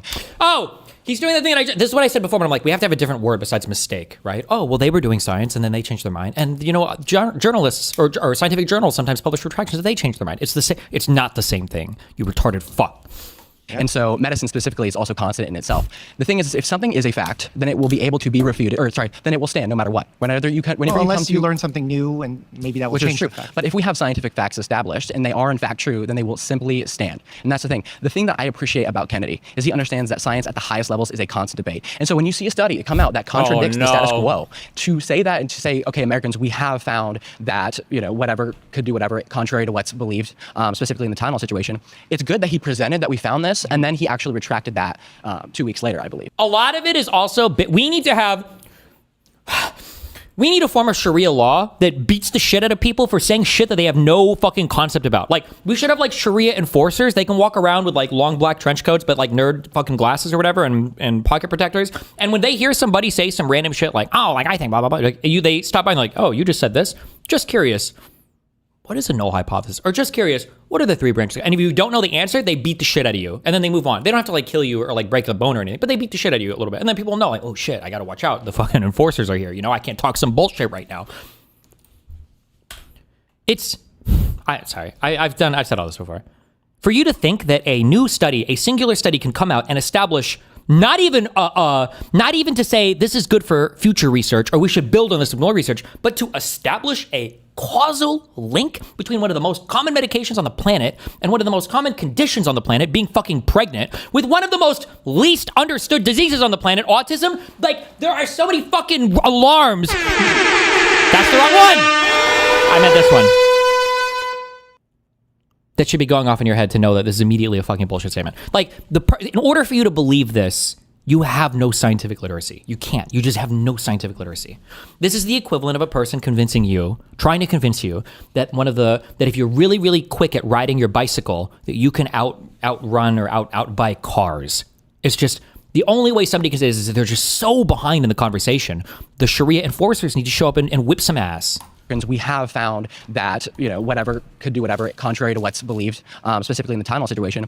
It's good that he presented that we found this, and then he actually retracted that 2 weeks later, I believe. So I think that it's very, very important to say, if we do find something, and there's scientific evidence for something that does go against the grain, to come out there and say that you have that evidence. Yeah, so this is pretty interesting what you're pointing out. I would say a year before this press conference, I had a video lined up to talk about the relationship between Tylenol and autism in those who are pregnant. So like I literally was making a video on that subject. Okay. And just because of production delays and such, we didn't get a chance to put it out. So in the medical community, we were already understanding that there is a potential tie there, an association. We knew that there wasn't a causal link to prove that definitely. Right, because it's not even widely agreed as of today what causes exactly autism. Right, but then again, I think that we should constantly be looking into these things a little bit deeper we than are. we do. We are, you fucking and I hate this too. We're like, well, like when people say this, wouldn't it be good if we did research on the side effects of medication? Like, wow, bro. I'm sorry. Do you want the Nobel Peace Prize now? Or do you want to wait until next year when you discover some amazing shit? Like, shouldn't we researchers maybe like correct for socioeconomic status? Like, oh my God. Oh, holy shit. When the fuck did Einstein get reincarnated as this fucking retard? Well, there's a problem here because 70% the research he's quoting wasn't done the week he presented it. Do you know why it was presented this September when he presented it? So the research wasn't done in September of 2025? Yeah, it was done. It was done a long period before that. There was multiple research because you said we need to look into it. So you said that there's multiple research articles. You said there's multiple of them. Yeah. So I think the reason he probably shared it is because there were multiple of them. And it's like it actually posed a red flag in the situation. No, do you want me to be honest and tell you why he shared it? So the research wasn't done in September of 2025? Yeah, it was done. It was done a long period before that. There was multiple research because you said we need to look into it. So you said that there's multiple research articles. You said there's multiple of them. Yeah. So I think the reason he probably shared it is because there were multiple of them. And it's like it actually posed a red flag in the situation. No, do you want me to be honest and tell you why he shared it? Because at the beginning of his time and his tenure, he promised that by September we'd find. And that should have been the red flag right there. You're literally, it's so crazy because people know, or at least they hear the words, that like, oh, you shouldn't start with a conclusion and then search for the evidence, right? Like everybody knows that phrase or that fallacy or whatever, but this administration will do it in real time. Whether we're talking about Kash Patel or Nancy Mace talk about how the person that killed Charlie Kirk was an Antifa fascist soldier or whatever, trans shooter, before we even knew anything at all about the shooter. Or where RFK Jr. saying we're going to know what causes autism in 3 or 4 fucking months. Like, how could you trust him saying in 3 or 4 months anything? Because he has to find some reason now, even if he doesn't find it. Like, Dr. Mike should just say, if that's all it takes, then why don't we just get like Mr. Doctor to come out and say, we're going to have the solution to all cancer in 6 months? If that's all we need to do, that's what we should have just done in the first place, right? Like, are they stupid? Why not just say, we're going to find the solution in 6 months and then you'll always have an answer? The cause of autism. Oh, shit. It's because they want people to be sick. My bad. I forgot that. Because at the beginning of his time and his tenure, he promised that by September we'd find the cause of autism. And because he did not find it, because we've been looking for it, we want to help people. I want to find the cause of autism. I'm being honest with you. I wish I could help my patients. Because I have only 7 people around me today instead of 15. Just kidding. Let's switch really fast. No, but I really want to I want to show you how. Wait, is he crying? Wait, I'm so sorry. Wait, what? Research, because you said we need to look into it. So you said that there's multiple research articles. You said there's multiple of them. Yeah. So I think the reason he probably shared it is because there were multiple of them. And it's like it actually posed a red flag in the situation. No, do you want me to be honest and tell you why he shared it? Because at the beginning of his time and his tenure, he promised that by September we'd find the cause of autism. I'm being honest with you. I wish I could help my patients. Let's switch really fast. No, but I really want to I want to show you how passionate I am, because when Secretary Kennedy raised his voice, people see his passion. Okay. And we in healthcare don't have the same passion. So I want to show you my passion. We want to find it, and we haven't found it. And when he presents to you a fake link because he knows it doesn't exist, why are you not mad at him like we are mad at him? Sir, answer that question. I don't know how you can say that today everyday Americans should be trusting research that's put out. Sir, he was getting ready to virtue signal. That's why he's getting the tear. He's pre-alting. He's pre-alting. So that he can get ready to do this, sir. I don't know how you can say you trust research today when researchers fucking fed us the fucking facts, which killed my whole fucking family. Like we are mad at him. Sir, Answer that question. I don't know how you can say that today everyday Americans should be trusting research that's put out, because there was a recent study that was done that said 70% of studies that are put out have a conflict of interest, the majority of which are for undisclosed amounts, and the average amount that is known is $27,000 per. Researchers wish they were getting that much money. That 70% of researchers are on average getting $27,000 fucking dollars for the fucking random fucking research they publish. They wish they got even a tenth of that. But that's the funniest thing I've heard in my entire fucking life. So should we throw out all research? Why are you trusting that? Like, how could you not immediately know? You don't know a single person that does scientific research your entire life if you believe that. A single person that believes that is so fucking retarded. Do you know if there's a conflict of interest with the Tylenol research? 70%. I'm not arguing with you. I agree conflict of you research flip the switch exists. so fast and then it's like, But I agree with you. No, I mean, conflict of interest isn't necessarily a bad thing. It just needs to be disclosed. Sometimes it's impossible to get rid of all conflict of interest. For instance, people always say this about pharmaceuticals. Well, didn't they pay for their own trials? Yeah, of course they did. Who the fuck else is going to pay for it? Are you going to pay for Bayer or for fucking Pfizer doing their own medical fucking trial? Why the fuck would somebody else pay for their trials? It's fucking retarded. Of course they're paying for their own. But you disclose that. The researchers, I imagine, have to disclose that this is being paid for by the company that's sponsoring the research. That's why peer review exists, is to go over the data, to go over the facts and figures, and maybe to even have other people try to replicate parts of it or explain it, whatever, right? Yeah, conflict of interest in and of itself, especially if it's disclosed, which, by the way, no one in this administration does. RFK Jr. or Trump or anybody else, right? As long as it's disclosed, at least you're aware of it. You can deal with it at that point. Intense because I'm advocating glad we for agree on patients, that. not So because I'm mad at you. Well, so am I. And the thing is that what's known is when you come in, and obviously you can't directly receive money from Big Pharma. However, Well, you can. You can. It's in kickbacks and it's also in funding. Well, you can get paid to speak at conferences, promote certain medications. That's Right, absolutely and then doable. it's shown that the majority in family practice and cardiology, every specialty, the majority of physicians have received conflict of interest payments. They've been paid off by Big Pharma, and that's to be said. How do you know that? It's 75. I saw the statistic. I don't have the source. I'll He doesn't know it from any. It's got to be mean time. It should be like, no, you know what? Jubilee, pause the timer. Get your fucking phone and look it up, motherfucker. So let's see what you're going to look at. Because what you're going to bring up is you're going to bring up some fucking tweet by like Hibernation Dad Bear 69 MAGA XXX, whose account is located in America, but it's also on a VPN, so it's kind of weird, who has 2 million fucking followers, that's tweeting out the most ridiculous fucking shit all the fucking time. Okay, like, show me where you found this piece of information from. I want to know so bad. Remember when we did this with the Misfit Patriot guy in real time? Let's look it up, dude. Let's do it. Why not? help you. I mean, I agree. We could talk It's about this disclosed. after. It's disclosed. Right. These things have to be disclosed. But the thing is that something. Do you know what that law is called? Something as much as as little as $20 actually can change the prescription given by a doctor. And I think this is a major problem. And you guys have broken trust with American citizens. I agree. So look, it needs to be disclosed. Money can create conflict. Agree with you totally. I don't disagree with the sentence you said. So should we remove it? Remove what? Conflict of interest. Should we not allow conflict of interest? Let me just catch up on your point. All right. I agree that conflict of interest can create bias. I agree that pharmaceutical companies pay doctors and it could bias them. They're on the same team. This is yes. Good. Does Secretary Kennedy make money? Absolutely. Has he been paid hundreds of thousands of dollars by law firms to pursue vaccine claims? These are because why does that not bias These are lawsuits that he himself has gone after. Bro, like, this is like, it's not the same game that we play. Do you see how quickly this, like, these guys will give you like a 10-minute speech about how gay marriage needs to be made illegal immediately and that it's actually corroding our fucking society, and then will be on their knees getting Eiffel Towered by 2 fucking Trump cabinet members in 2 minutes afterwards. It's unbelievable how quickly they will go from offense to defense on the exact same fucking topic. Is he about to give me a whole spiel on why RFK Jr. actually shouldn't have to disclose any conflict of interest for literally fucking anything ever? Or somebody for? Why doesn't it bias him? Why, when he gets paid by Children's Health Defense, why does that not bias him? Why are you looking at bias only in one direction? So you kind of have a problem here, and you're just assuming that his intention is bad. I'm not. Right. I'm asking why So you're if he is choosing setting to up- say bias is bad here, but not here. If he is, I'm agreeing with you on your side. Why are you disagreeing with me with bias with him receiving payments? Do you know how much money he's gotten paid by pharmaceutical companies? Give me the figure. No, you won't know because he's not a doctor. He doesn't have to disclose it. what's up? What do you want? Food shops. I just wanted to say hi. Okay, hi. What does this have to do with him receiving? Because the reason you know doctors do it is because we disclose it to try and reduce bias. He doesn't have to. Huberman does ads. You know who Andrew Huberman is? Absolutely. I've seen every episode. I've watched every single episode of Huberman. You better not. Is it Andrew Huberman? It's Andrew Huberman, right? Something Huberman. I've seen them all. Yes, of course. Absolutely. I know who that is. Popular Yes, sir. doctor. He does ads for Athletic Greens all the time. Do you know how much he gets paid? No, Nope. he doesn't have to disclose it. Isn't there bias there? So there's a difference between an influencer and a physician He's that is not an direct. influencer. He has I'm talking about Andrew. PhD. Andrew is an influencer, right? Then somebody that's your family. Also, notice what they're doing, right? They're doing the same thing. People just do this for everybody. The ethical constraints aren't doctors, not the legal ethical ones, but like they need to be more moral. Don't do any conflict of interest, even if it's within the law. Even if you do the disclosure, I don't care. You shouldn't do it because it's morally wrong. But then when it comes to their side, for Andrew and all these other people who, by the way, are far more influential than any individual doctor, maybe even more than all doctors, if we look at how people feel about like vaccines and fucking ivermectin. But now when it comes to the influencer side of things, well, they don't have to disclose anything. They're just little YouTube. I'm just a girl, LOL. I'm just a YouTuber, LOL. I don't know. What should I have to disclose? Practice doctor that's prescribing you What the about the medicine Secretary directly. of Health and Human Services? So here's the He's thing. getting money. How is that He has impacting gotten his money decisions? in the past. He doesn't take payments anymore. He can't. And Do you know so- who's taking payments on his behalf? You're probably gonna say his wife. His son. Okay, well here's the thing about But that. isn't this all a problem Most for of you? these are cases that he himself has fought. He himself has gotten to the court and he himself has won, and then he receives payments from that.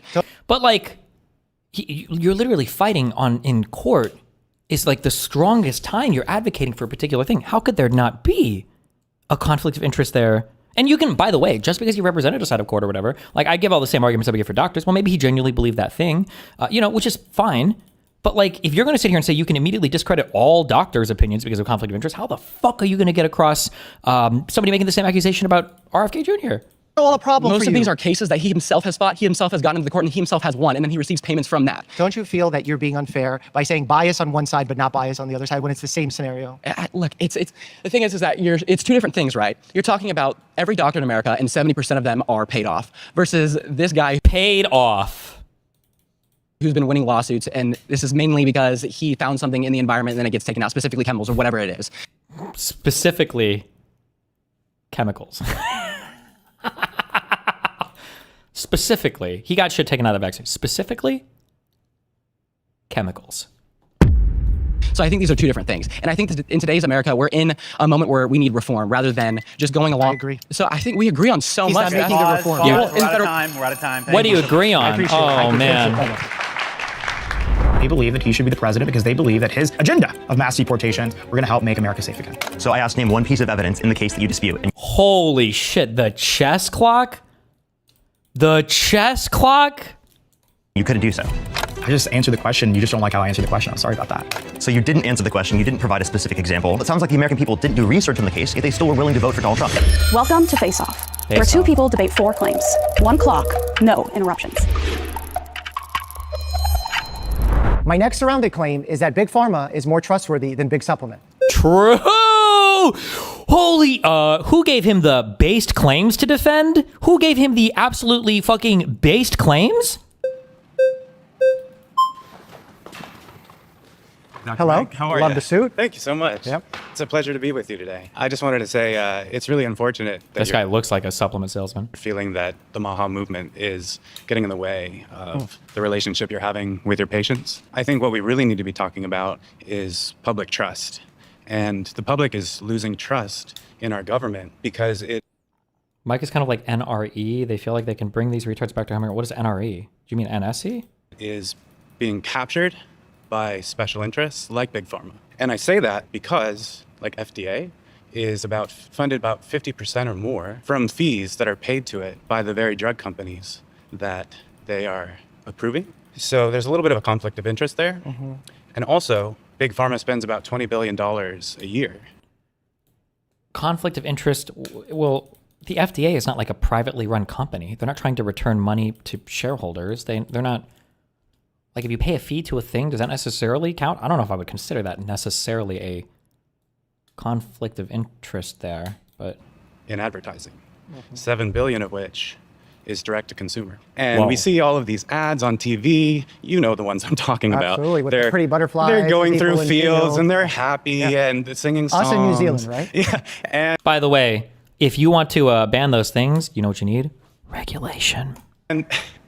at the end, really, really quickly, it's all about like, it could be an antidepressant medication. And at the end, it's like really, really fast, may cause explosive diarrhea, spontaneous combustion, and even suicidal thoughts. LOL. You know? Big Pharma, like any special interest, has captured our government And when it's captured our government on so many levels, not just the 3-letter agencies, but it's out in the open how much they're giving to our electeds. And so they are literally putting the profits of big pharma over people and our health. Interesting.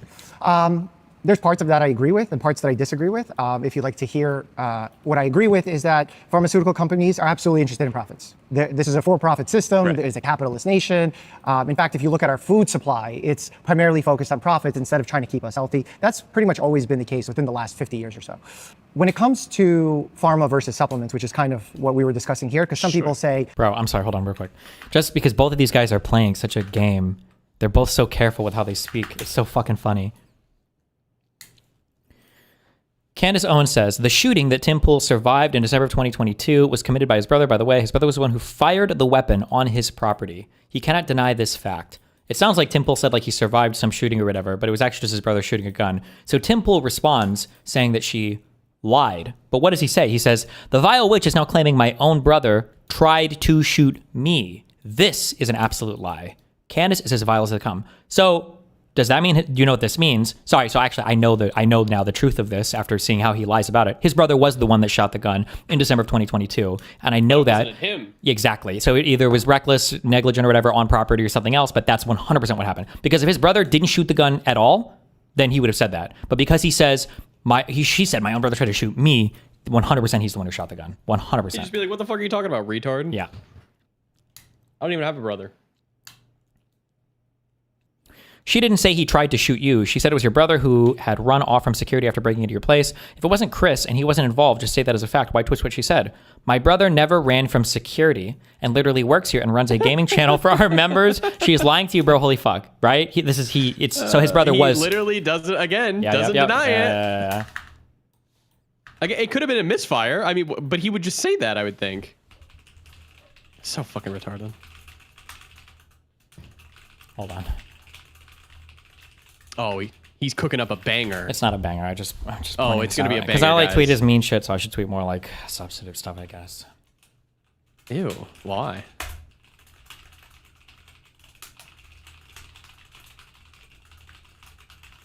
Oh no, he's turning soy, chat. Shut up. We have to be nice to everyone now. Beta male. Tell Tim Pool, say, I'm just sad that your brother shot and it didn't hit you in the head. Jesus. Boom.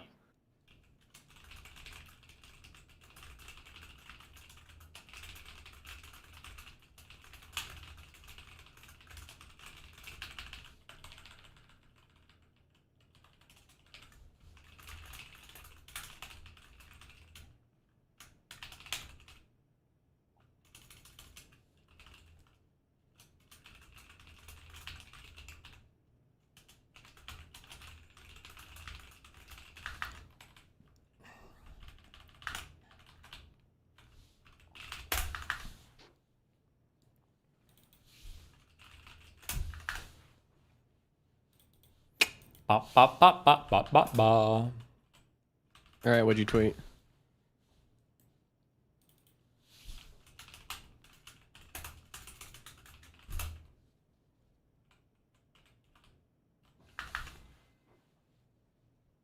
Just soy shit, because I'm soy. I am soy. Wait! Mootin. Yeah. Do you know what's happening in Phoenix? You and Mockler, or? Yeah, you got it. Hanging out? You got it. You got it. Make sure that if you want to go, you buy tickets here. Only 3 left. They just opened up 3 more seats. There's only 3 left. There you go. I can't afford it. Shut up.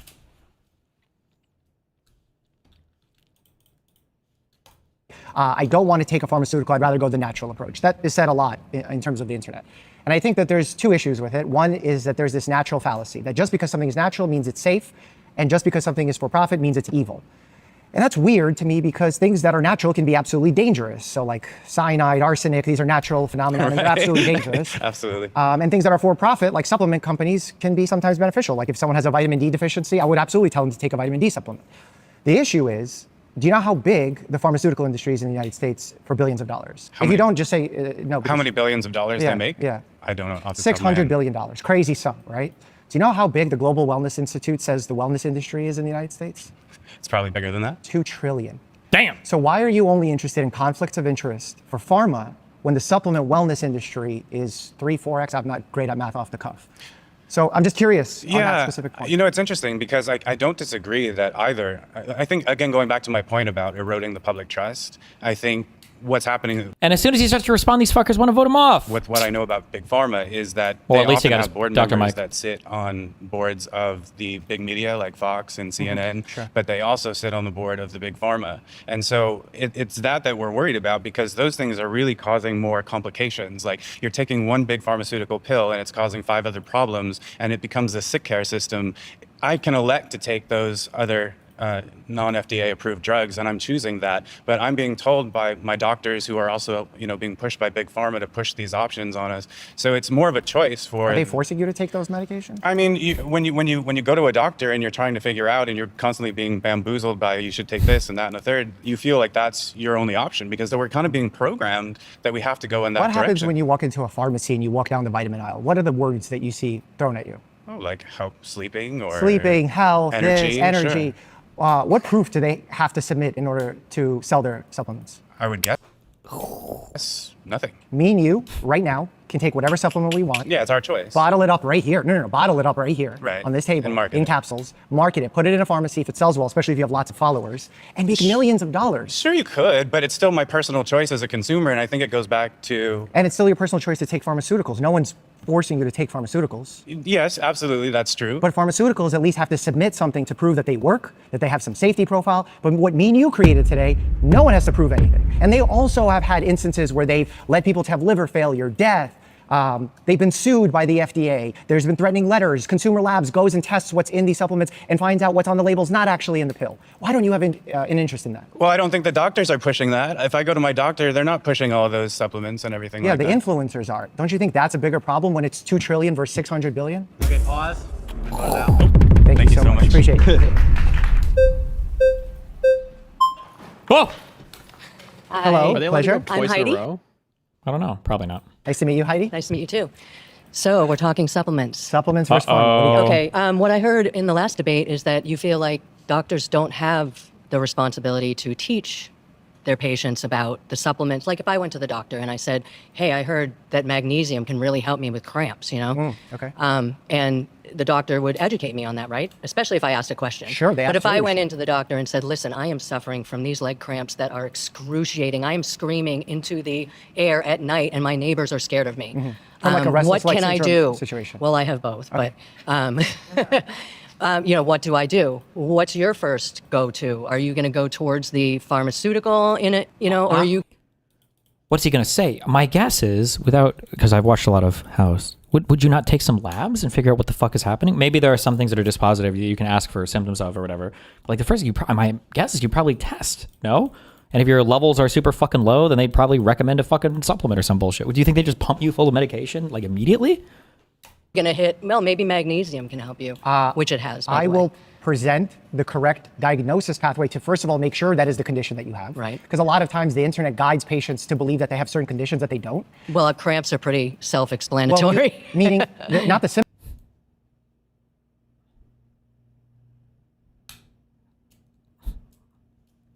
Okay. Symptom. Right. Your symptom is your symptom. I'm no Right, expert in that. It's your Gotcha. body. Yeah. So the symptom is real. The question is, what is the diagnosis that's leading for that symptom to Right, happen? right. Because some functional medicine doctors tend to take this approach where they say, we look at the root cause where your doctor doesn't. Well, I don't Functional medicine is code word for absolute fucking bullshit. Okay, careful. No, I was trained in medical school to always look for the root cause and not just put a bandage on things because I actually want to help you. So I wouldn't necessarily look to treating your symptom instantly. I would first start an investigative path to figure out why you have said symptom. And remember, while you're doing the labs, you got to send the other doctor to go to their house and break in and look at their environment. Hell yeah. For restless leg syndrome, one of these lab values that's oftentimes not checked that correlates with restless leg syndrome is anemia. And sometimes supplementing iron in those patients who are anemic could be beneficial for them. Right. And guess what? That's an absolute supplement that can help in those situations. But better yet, here's what a good doctor should do. A good doctor should present the options if there's a pharmaceutical one, if Wait, hold on. I'm sorry. I just got retard poisoning. Or I might be retarded. Judge Emil Bovey is at President Trump's Pennsylvania event tonight, an unusual move for a federal judge. When asked by MS Now off camera why he's here, he responded, just here as a citizen coming to watch the president speak. I thought Bovey was the Deputy Attorney General. Did they get moved? Or is there a different Bovey? Or...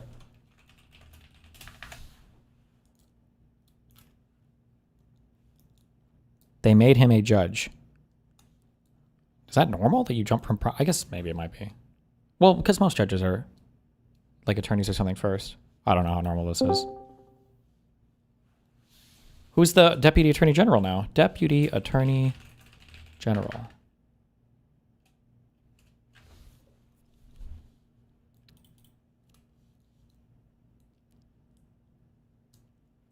Well, you're looking up. I was a little behind. I was going to tell you, yeah, Emil Bovey before was Deputy Attorney General, and then they made him a judge whenever they were trying to do the confirmation hearings. For him becoming a judge, they were bringing up quotes from people who had quit the DOJ and were like saying, "Hey, he said fuck the courts. He said fuck this judge. He said this." Like, yeah, it was a big thing. Not good. He was confirmed. Like that was like months ago. Like in the summer, he was confirmed as judge. So Bobby was just a temporary guy. Nice. Also, congratulations, guys. We've been nominated for Most Retarded Influencer. Oh, wait. This is just in this category. Attention-seeking retard. Filter Queen with insane rants. Dog zapping, Hassan Piker. Some of the biggest meltdowns of 2025. Uncensored show, but blocks and censors everyone. Tough guy with security. Wouldn't last a second without. Nice. Everyone boosted, so Destiny wins, guys. Based. Get in there.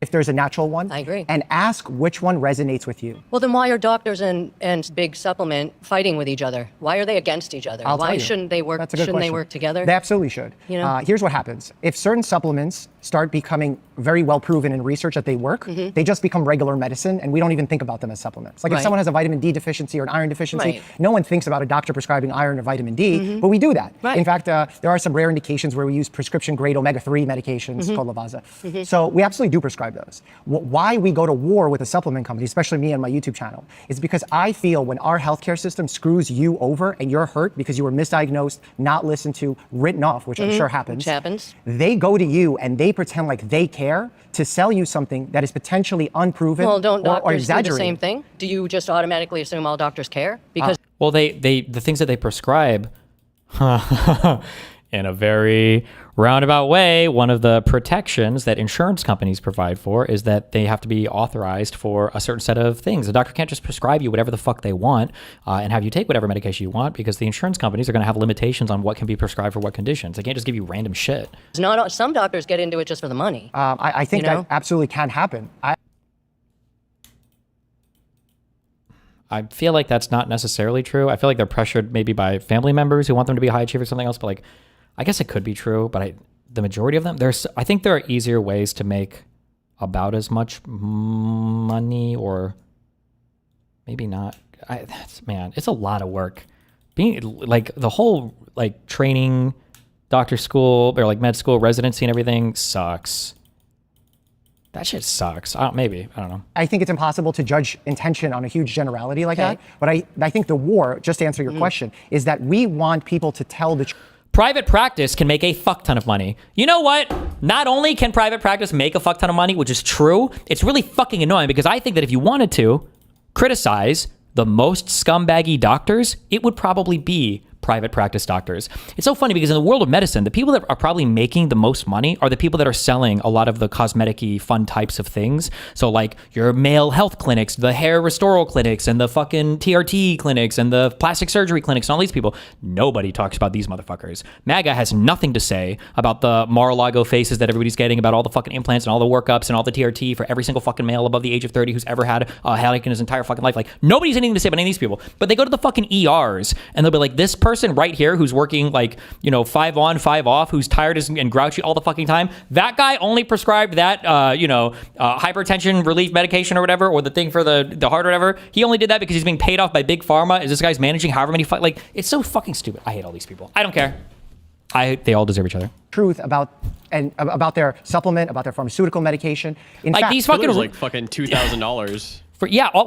All of this bullshit medication stuff can be expensive. Like these people will in one breath, these people will say like doctors are getting paid off for all this horrible evil shit, and then the next day they're at some stupid fucking clinic getting an NAD plus injection to purify their fucking body for like $700 for a single shot of autistic shit. Okay, don't care. People to tell the truth about their supplement, about their pharmaceutical medication. In fact, there's been lawsuits that have been settled with the pharma industry in the 2010s for $3 billion by GSK. Do you know what that lawsuit was about? Improper branding of the two medications Paxil and Wellbutrin. These two medications were improperly branded. I remember that. And pharmaceutical companies were held liable. Okay. When do the supplement companies get held liable when they say you'd be faster, stronger, better looking, whatever it is? Pause. You've been voted out. I'm sorry. Damn. Thank you so much. I had it too. Back again. Hello, sir. Good to see you. Okay, so I want to point out something that you did. 600 million to 2 trillion, correct? You stated that the 600 million was the size of the industry in the United States. Didn't you say 600 billion? You compared that to a global number. No, the global number is 4 trillion. 2 trillion is the US number. If I said it wrong, okay, all right, so I was just going to call you out of it. The other thing I would like to ask, though, is what is the operational definition? I'm assuming that that's coming from a research article. Global Wellness Institute. Okay, Global Wellness Institute. But what I'm asking you is, what is the operational definition? The reason why I'm asking that is because I would bet you dollars to donuts that when they came to defining what a wellness and supplement company is, they threw this wide sweeping net in order to inflate the numbers. Because when I did the research, it said that the supplement industry in the United States was 10% of what the pharmaceutical industry was. That's accurate. The other then you just said it wasn't. Because the wellness industry isn't just driven by supplements. But your prompt was big supplement. So is it big wellness or big supplement? Big supplement works in tangent with big supplement. Every time you see a wellness influencer, they're not just selling you supplements. They're selling you their courses. They're selling you their get well schemes, the miraculous fixes for whatever is ailing you. And this idea of capturing too many things all at once. When we say that their chronic diseases are significantly higher in children, I think you said that earlier. In the United States, kids are sicker than they used to be. Oh yeah, I said that. Sicker. Yeah, absolutely. Higher rates of chronic health diseases. Yes. Well, part of that is because there are more conditions that are now being counted in that scenario. And if you look at children's mortality, children actively dying per 100,000, it's actually significantly down over the last 30 years. So who created the opioid epidemic, Big Pharma or Big Wellness? And how were they held accountable? You see, you got it. You got it. You know what?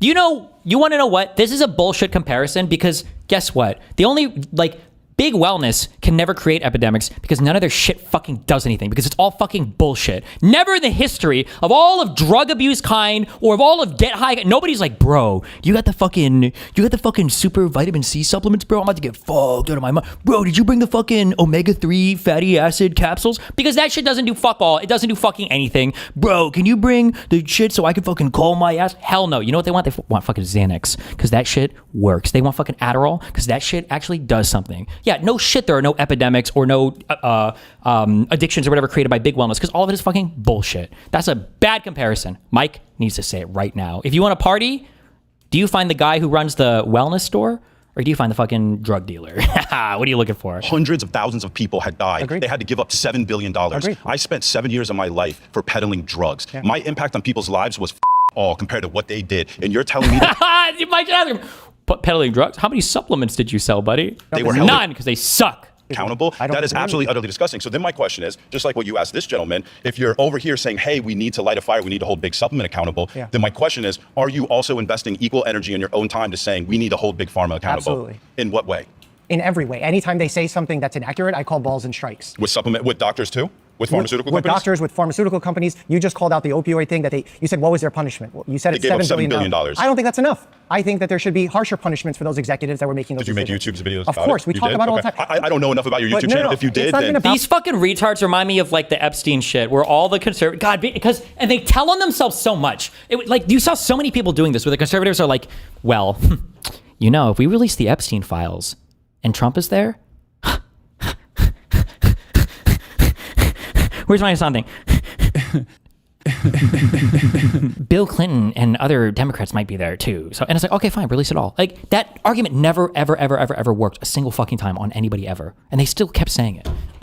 There might be some people, okay, then who cares? Then throw them in jail too. What do you think we're going to say? What you guys say, which is actually, Actually, I saw that 14-year-old girl's fucking Zenga, okay? She was quite mature for her age, and I could totally understand why Epstein needed to smash this chick until she killed herself, okay? It's a bigger issue, but it's about trying to figure out what the truth is by calling balls and strikes fairly. So if we do something wrong in the healthcare industry, wrong, I will call it out. And medicine wants to call it out. There's definitely special interest groups. They need to be held accountable. But if you're going to do it sloppily, like how I believe Secretary Kennedy's doing it, you're actually going to have more bad actors. True. He likes transparency, right? True. He said he wanted to run on radical transparency. Can I tell you one thing that he did that's actually going to make things much less transparent? Please do. Every time HHS enacts a new policy since 1946, they had a period of waiting for public comment, for people who are stakeholders to talk about how this policy will impact them. Guess what Secretary Kennedy ended this year for the first time since 1946? Do you know why he did it? Yes. Why? I can quote you word for word why he did it. Okay, so my understanding is... I'm going to read it to you. It's not needed, and it's not very effective. Okay, but this is his quote. The reason why he said that is because the industries were using that process to actually interfere with things. Wait, hold on a second. Public comment. Oh, come on now. They can manipulate anything they want. The whole point of what... No! Dr. Mike should have said, okay, cool. Then, sir, can you please just shut the fuck up and sit the fuck down? If that's your go-to, because you give the whole game away there. Oh, anything can be manipulated. They can manipulate every single thing, anything they want. Oh, then why do you trust anything from the government? Then fuck all of it, right? Like, bro, you obviously know your shit. You said you were a fucking professional drug dealer. Apparently, the only you fucked up one is getting caught, right? Like, you're the motherfucker that sold crack to kids, and you're going to sit here and say that Big Pharma is the one at fault?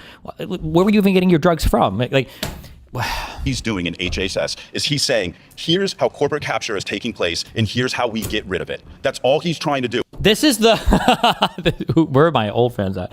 This was the X kills me argument of why do we need to eliminate all government regulations? And he's like, because of rent seeking. And I'm like, wait, what do you mean? He's like, well, when corporations engage in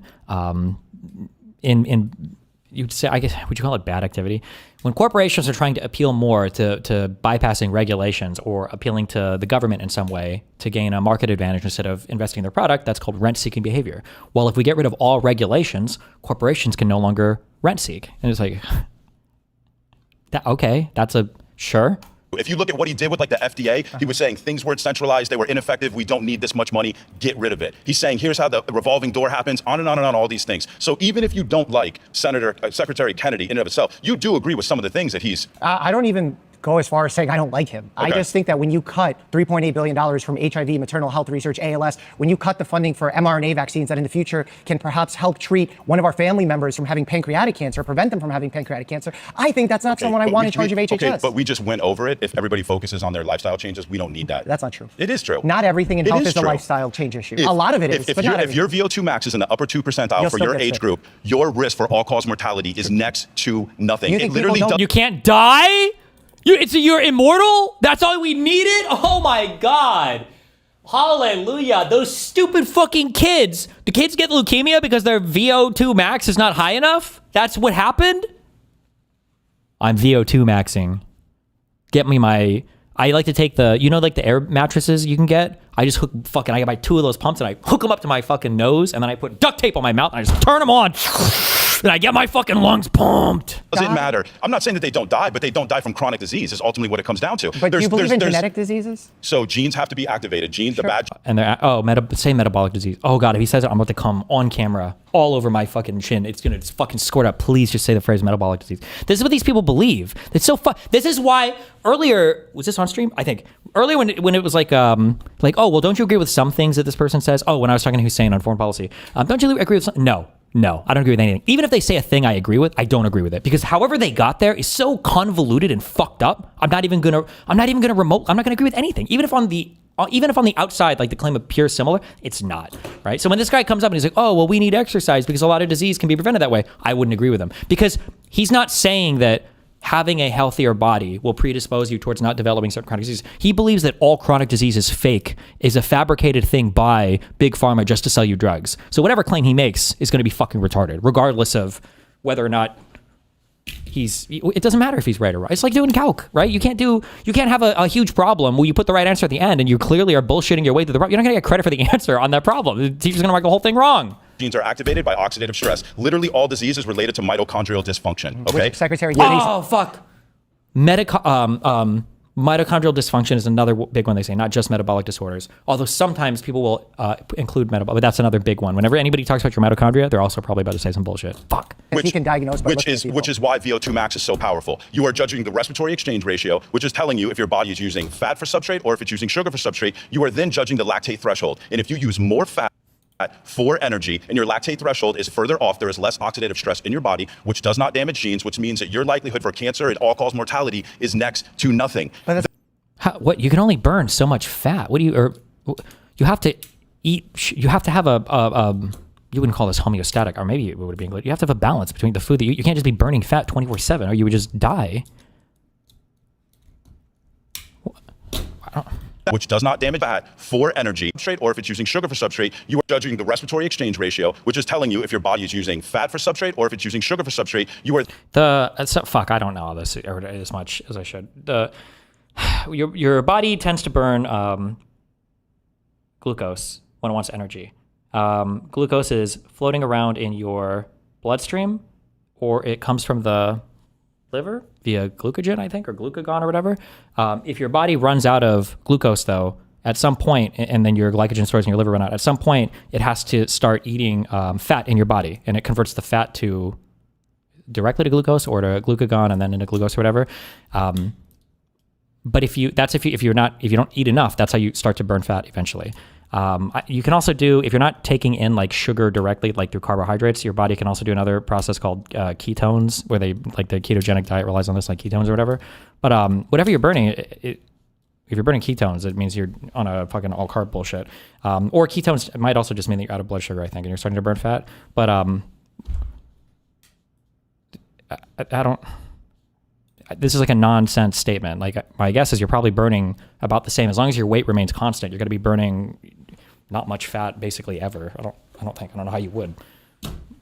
Then judging the lactate threshold. And if you use more fat for energy and your lactate threshold is further off, there is less oxidative stress in your body, which does not damage genes, which means that your likelihood for cancer and all-cause mortality is next to nothing. But that's not true. It is true. Like, when you say high VO2 max is associated with lower cancer risk and better cancer outcomes, like, it wouldn't surprise me at all if this is true.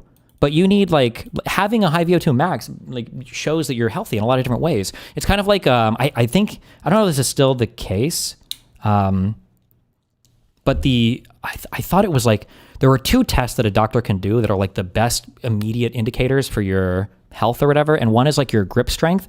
And I think the second is they'll do a score from 0 to 10 of how easy is it for you to go from a sitting or laying down position to standing up without using your hands.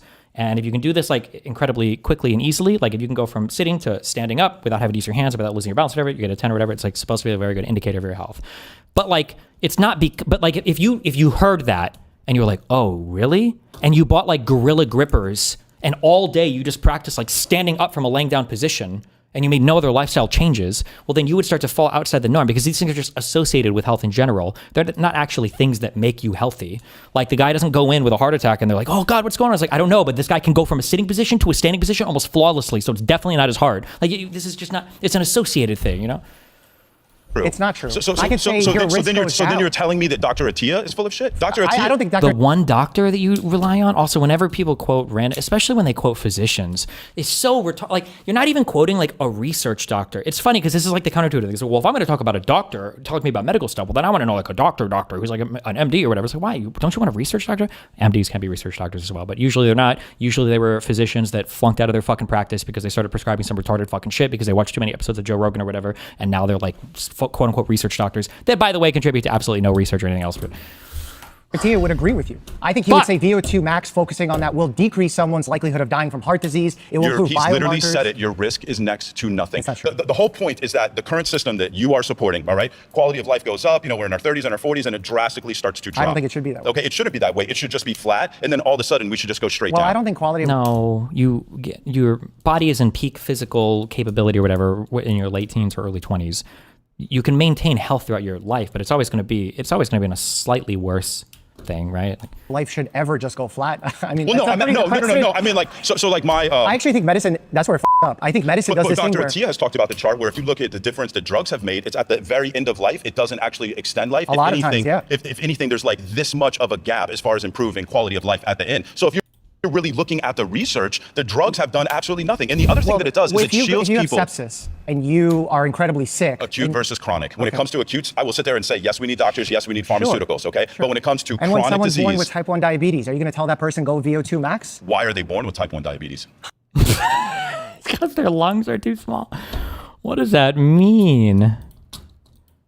What is he going to say? Oh, oxidative stress from the parents. Boom! No, wrong one, sorry. Fuck! It's going to be the parents' fault for eating poorly or something. I don't know. But you don't know? You tell me why they're born. Do you not maybe think that it's because the mother was unhealthy and there was... He's going to say there was oxidative stress? Oxidative stress that possibly... You're a fucking god. By the way, you're not even, I don't even think, generally speaking, somebody can tell me if I'm wrong, I don't think you're even generally born with type 1 diabetes. I think that's usually a thing that you develop like early adolescence, like anywhere from like 6 to 13 or whatever. There are antibodies you can test for it where it starts to show up or whatever. I don't know if the average type 1 diabetic is literally born, like day one, you're automatically type 1 diabetic. I think you normally develop it within the first 10 years of your life.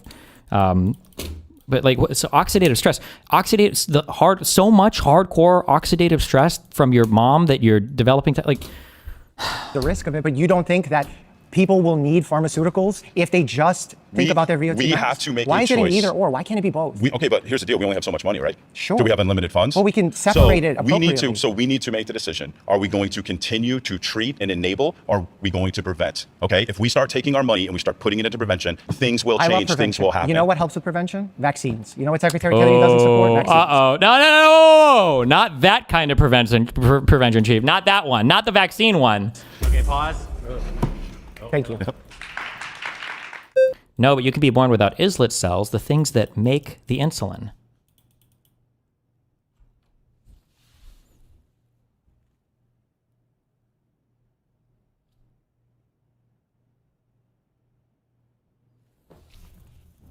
Why would you say that?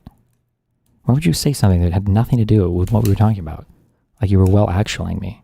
The Sharia mind police would come for people like you next in my society, okay? Islet, also not islet, sorry.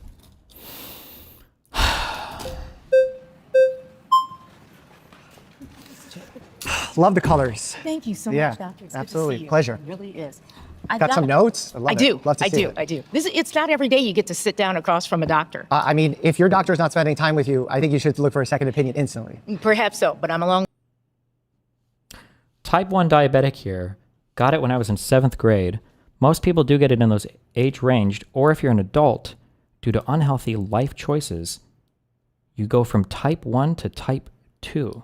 I'm sorry, you go from type 2 to type 1. Oh, wait, I was going to call you retarded, but actually I think you're right. I think it is still considered... Is it considered type 1? I thought type 1 had to be the autoimmune disease, but if you get far enough into your type 2 diabetes, it's the islet cells, I think, are the ones in your liver that produce the insulin. I think those will die. They basically they get so overworked that they just like fucking die. And then I don't know if you're considered, I don't know if they actually do consider you type 1 diabetic at that point. Because I'm not sure if type 1 has to be, oh wait, not liver, is it your pancreas? Whatever the fuck it is. Ways away from. What, does type 1 have to be the autoimmune disease? Type 1 diabetes, let's find out. Let's fucking look it up, okay?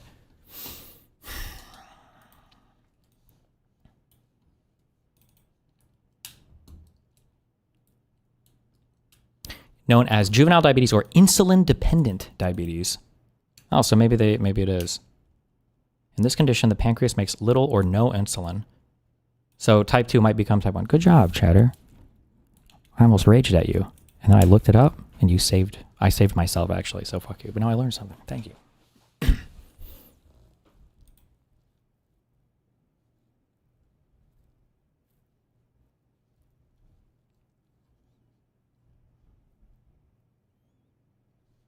You and you're unique. Okay, so my first question for you is, you spent years in med school. Right. You spent years practicing. What has been your chief goal?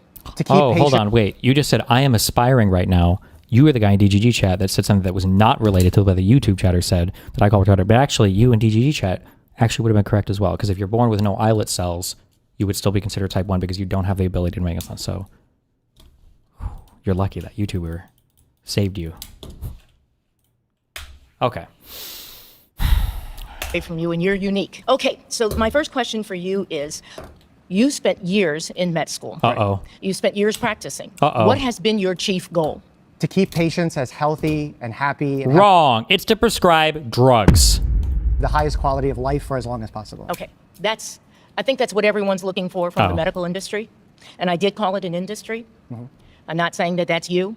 No, it is me. Okay. Don't hedge it. It's me. It's you. It's destroying your beta cells with antibodies or overexhaustion. Not necessarily. That's a little bit more complicated because some people, like me, for instance, have no beta cells because every single cell in my body is an alpha cell because I'm a fucking alpha. Unlike you, beta fuck. I think what's so important is that the time that you spent there, how much of it was spent trying to give your patients something that would prevent them from getting sick, rather than treating them after they've gotten sick.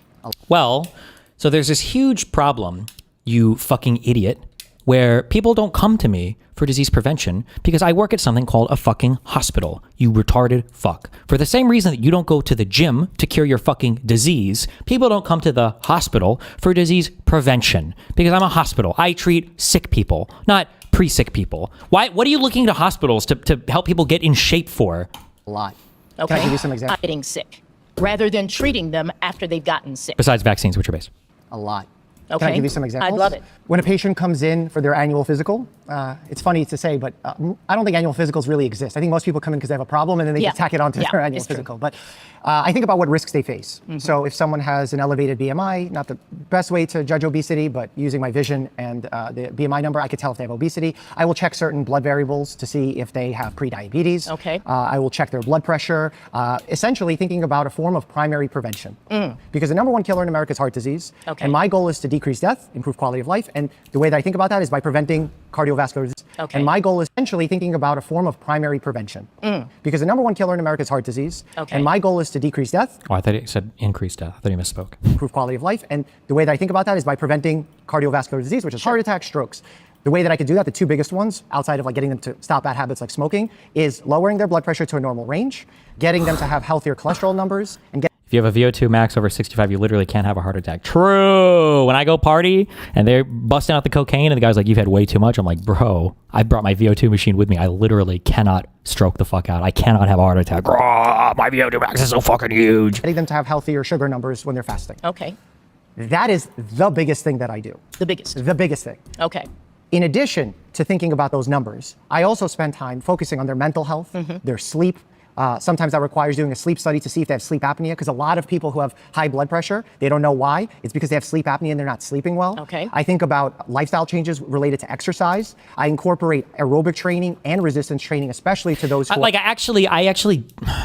don't like this answer from him. I disagree here because most doctors aren't really going to talk you through all of this because they, honest to God, like the hardcore answer is not only do they not have the time, fuck them if they do. If I go to the fucking hospital, first of all, just as a quick shout out to all the doctors in chat, fuck you and your bullshit ass fucking appointment scheduling things. Because if you show up to a doctor appointment 2 minutes late, good luck. They're scheduling you out fucking next year. You got anally fucked for showing up 2 minutes late. But you better fucking believe that if you show up on time, it could be 7 a.m. and somehow they already have a patient in there that's going to make it so they can't see you for another fucking hour and a half. Okay, so fuck you for whatever you're doing back there. I know you're not seeing patients, okay? You guys are doing all the good drugs, the ones that you don't prescribe to the patients. That's what you're really doing back there, you motherfuckers, okay? But if I go to the doctor, there's already a shortage in doctors. You don't need a personal trainer, okay? Dave from your local fucking Planet Fitness, okay, with the lunk alarm, he can be your personal trainer. The doctor is not your fucking life coach. I don't need the doctor to waste his fucking time, his 12 years of med school, residency training, and everything else to tell your fat ass to eat less cheeseburgers and to take a fucking walk. Go to the gym and learn that shit, or turn on literally any TV program fucking ever, or any of the retarded fucking podcast people that you listen to. They all say the same shit. Why would I waste a hospital time, a doctor time? What do we need to do? Just attach a fucking gym to the hospital and send the retards there? Like, it's so stupid. Older than we can have like the gym entrance is here, the hospital entrance is here, the gym entrance is for sick people, and the hospital entrance is for actually sick people. We could just maybe we start with that plan and we see how it goes.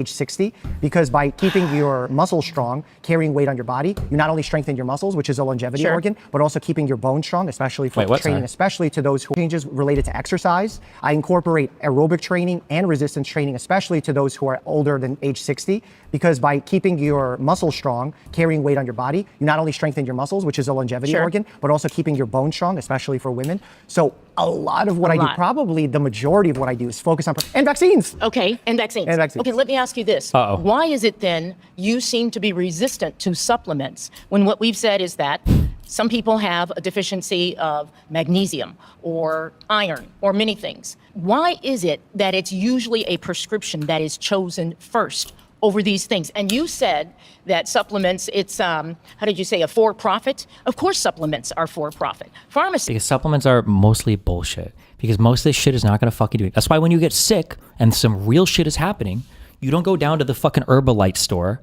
You go to the hospital, because that guy's going to actually do shit. When you're buying illegal drugs, you're buying some pharmacy grade sick shit. You're not getting the bullshit super vitamin C pill, all right? Supplements, it's, how did you say, a for-profit? Of course supplements are for-profit. Pharmacy is for-profit. Yeah. But here's my issue. Or there's two types of people when they get sick, okay? If you can either do like wellness stuff or hospital stuff, there's two types of people. The people that go to the hospital, or the people that do the wrong thing and then go to the hospital too late and fucking die. And nobody's immune to that shit, okay? Fucking Steve Jobs got pancreatic cancer and fucking ate apples until he died, like a retard, okay? It's even rich people aren't immune from retarded shit like this. Diabetes makes a lot of money for a lot of people. Yeah. Okay? Did you say a for-profit? Of course supplements are for-profit. Pharmacy is for-profit. Yeah. But here's my issue. Diabetes makes a lot of money for a lot of people. Yeah. Okay? Can we agree with that? Yeah, absolutely. Yes, it does. Is that a bad thing? Okay, here's the bad thing. Why are we just treating the symptoms of diabetes? Why is it there isn't pills that are being designed to cure the diabetes? First of all, what the fuck do you think the GLP-1, all that research, why do you think that all of that was even being researched? It originally started as a diabetic treatment, okay? Number one. Number two, do you know who makes the most money off of diabetes? The most motherfucking money? It's not Big Pharma, okay? It's fucking, I don't know any fast food restaurants to start with the letter or the word big, but it's fucking Coca-Cola and McDonald's. They're feeding all the obese people their food every fucking day. Like, these are the people that make the most money off this shit. You can't make a pill. Well, I'm sorry. You can't make a pill to make somebody not fat, but I guess the Ozempic, semaglutide, all that shit kind of is. But Big Mac. Fuck, that's what I should have said. It's not Big Pharma, it's Big Mac. They're the ones making the money. True. Why is it there isn't pills that are being designed to cure the diabetes? But Ozempic. But instead to keep us taking the pill for the rest of our lives. Who do you with want all to the side create that effects? I want an industry that is maybe linked Ozempic! to the idea of your health cure. Why are we treating people for a lifetime and never coming up with something? They literally do come up with cures. What? Do you know what the cheapest bullshit in the fucking world is? And if you've ever paid for anything related to your health, you know that it's a fucking vaccine. Like, what do you think you spend more money on? A single night in the hospital, or a flu shot, or a fucking COVID vax or whatever? Like that, if Big Pharma didn't want to make money, they would never, ever vaccinate people, because it's always, there's more money in the fucking treatment than there is in the fucking cure. Not to mention, we do cure diseases. Like, Metformin has never cured anyone of people for a lifetime, and never coming up with something. Metformin has never cured anyone of diabetes. Yeah. Yet it's the #1 prescribed drug in America for diabetes. Hasn't cured anyone. Sure. Why isn't that the goal? I think it is the goal. I just don't think we have the cure. And you know how we get the cure? Research dollars. We're weaponizing all these words against Big Pharma, but we need them to create the cure. And look, I'll tell you what Mike, he works, I'm being racist against doctors about things I don't have any idea about. Tell you everything I say here, the 1%. Okay, conviction rate, okay. Sorry, just because I don't, okay. I feel like he spends too much time at a whatever public wellness clinic where he's seeing rich, happy people who are coming in for advice on how can I make my fucking drug. I think Dr. Mike needs to talk to more retards. He needs retarded patients that are coming in with ultra fucking high blood pressure, with fucking A1Cs over 10, that are fighting and arguing with him over any prescription ever. I actually heard that if you take that medication, you're going to be hooked on it forever. I actually heard that if we do chemo, it's going to make me sicker than the cancer will, so I want to try something different. He needs more of these people, because he's way too nice. I feel like he's just way too nice with all these motherfuckers. What do you want a doctor to do if you come in and you're dying, okay? All of your extremities are fucking rotting because of the glucose in your blood. What the fuck do you want the doctor to do at that point? Lipo for the sugar that is syruping your fucking bloodstream? Like, what is he supposed to do? I think it is the goal. I just don't think we have the cure. And you know how we get the cure? Research dollars. We're weaponizing all these words against Big Pharma, but we need them to create the cure. And look, I'll tell you what some conspiracy-minded people think, and I've thought it too myself, because I think it's important to think about the other side. Is Big Pharma withholding cures because they want us to be subjugated to their medication and paying them their whole lives? Reasonable question, right? Yeah. I think about that myself. So pharmaceutical is for profit. They'd make a lot of money if they make a cure. Yep. Why would they not want to make a lot of money if they make a cure? Exactly. Because once the cure comes, then we're not a slave to the, right? We're no longer a slave to their pharmaceuticals. I think the same. But you're implying that there's some top secret level of medical research that only they could do that's not being outsourced to any medical, or I'm sorry, no research institution, nothing else ever. Like there's nothing, nobody else has discovered any of these top secret medical techniques. They're not publishing these papers anywhere, and they murder the fucking researchers if they take any other fucking research jobs, or if they talk to anybody about any of the research, and no other school, no other country, no other big, it's just so stupid. Yeah. You know what my next level of thought is? Do you think when we say Big Pharma, there's one pharmaceutical company or two pharmaceutical companies? No, there's a lot. They try to put the other person out of business, no? There's a lot. They're in a lot of competition, right? Of course. Wouldn't they be deathly afraid if one of their competitors created the cure, Absolutely. made billions and trillions? Yeah. But they collude. Oh, doctor, he's so, I just want to pet him. He's just so innocent.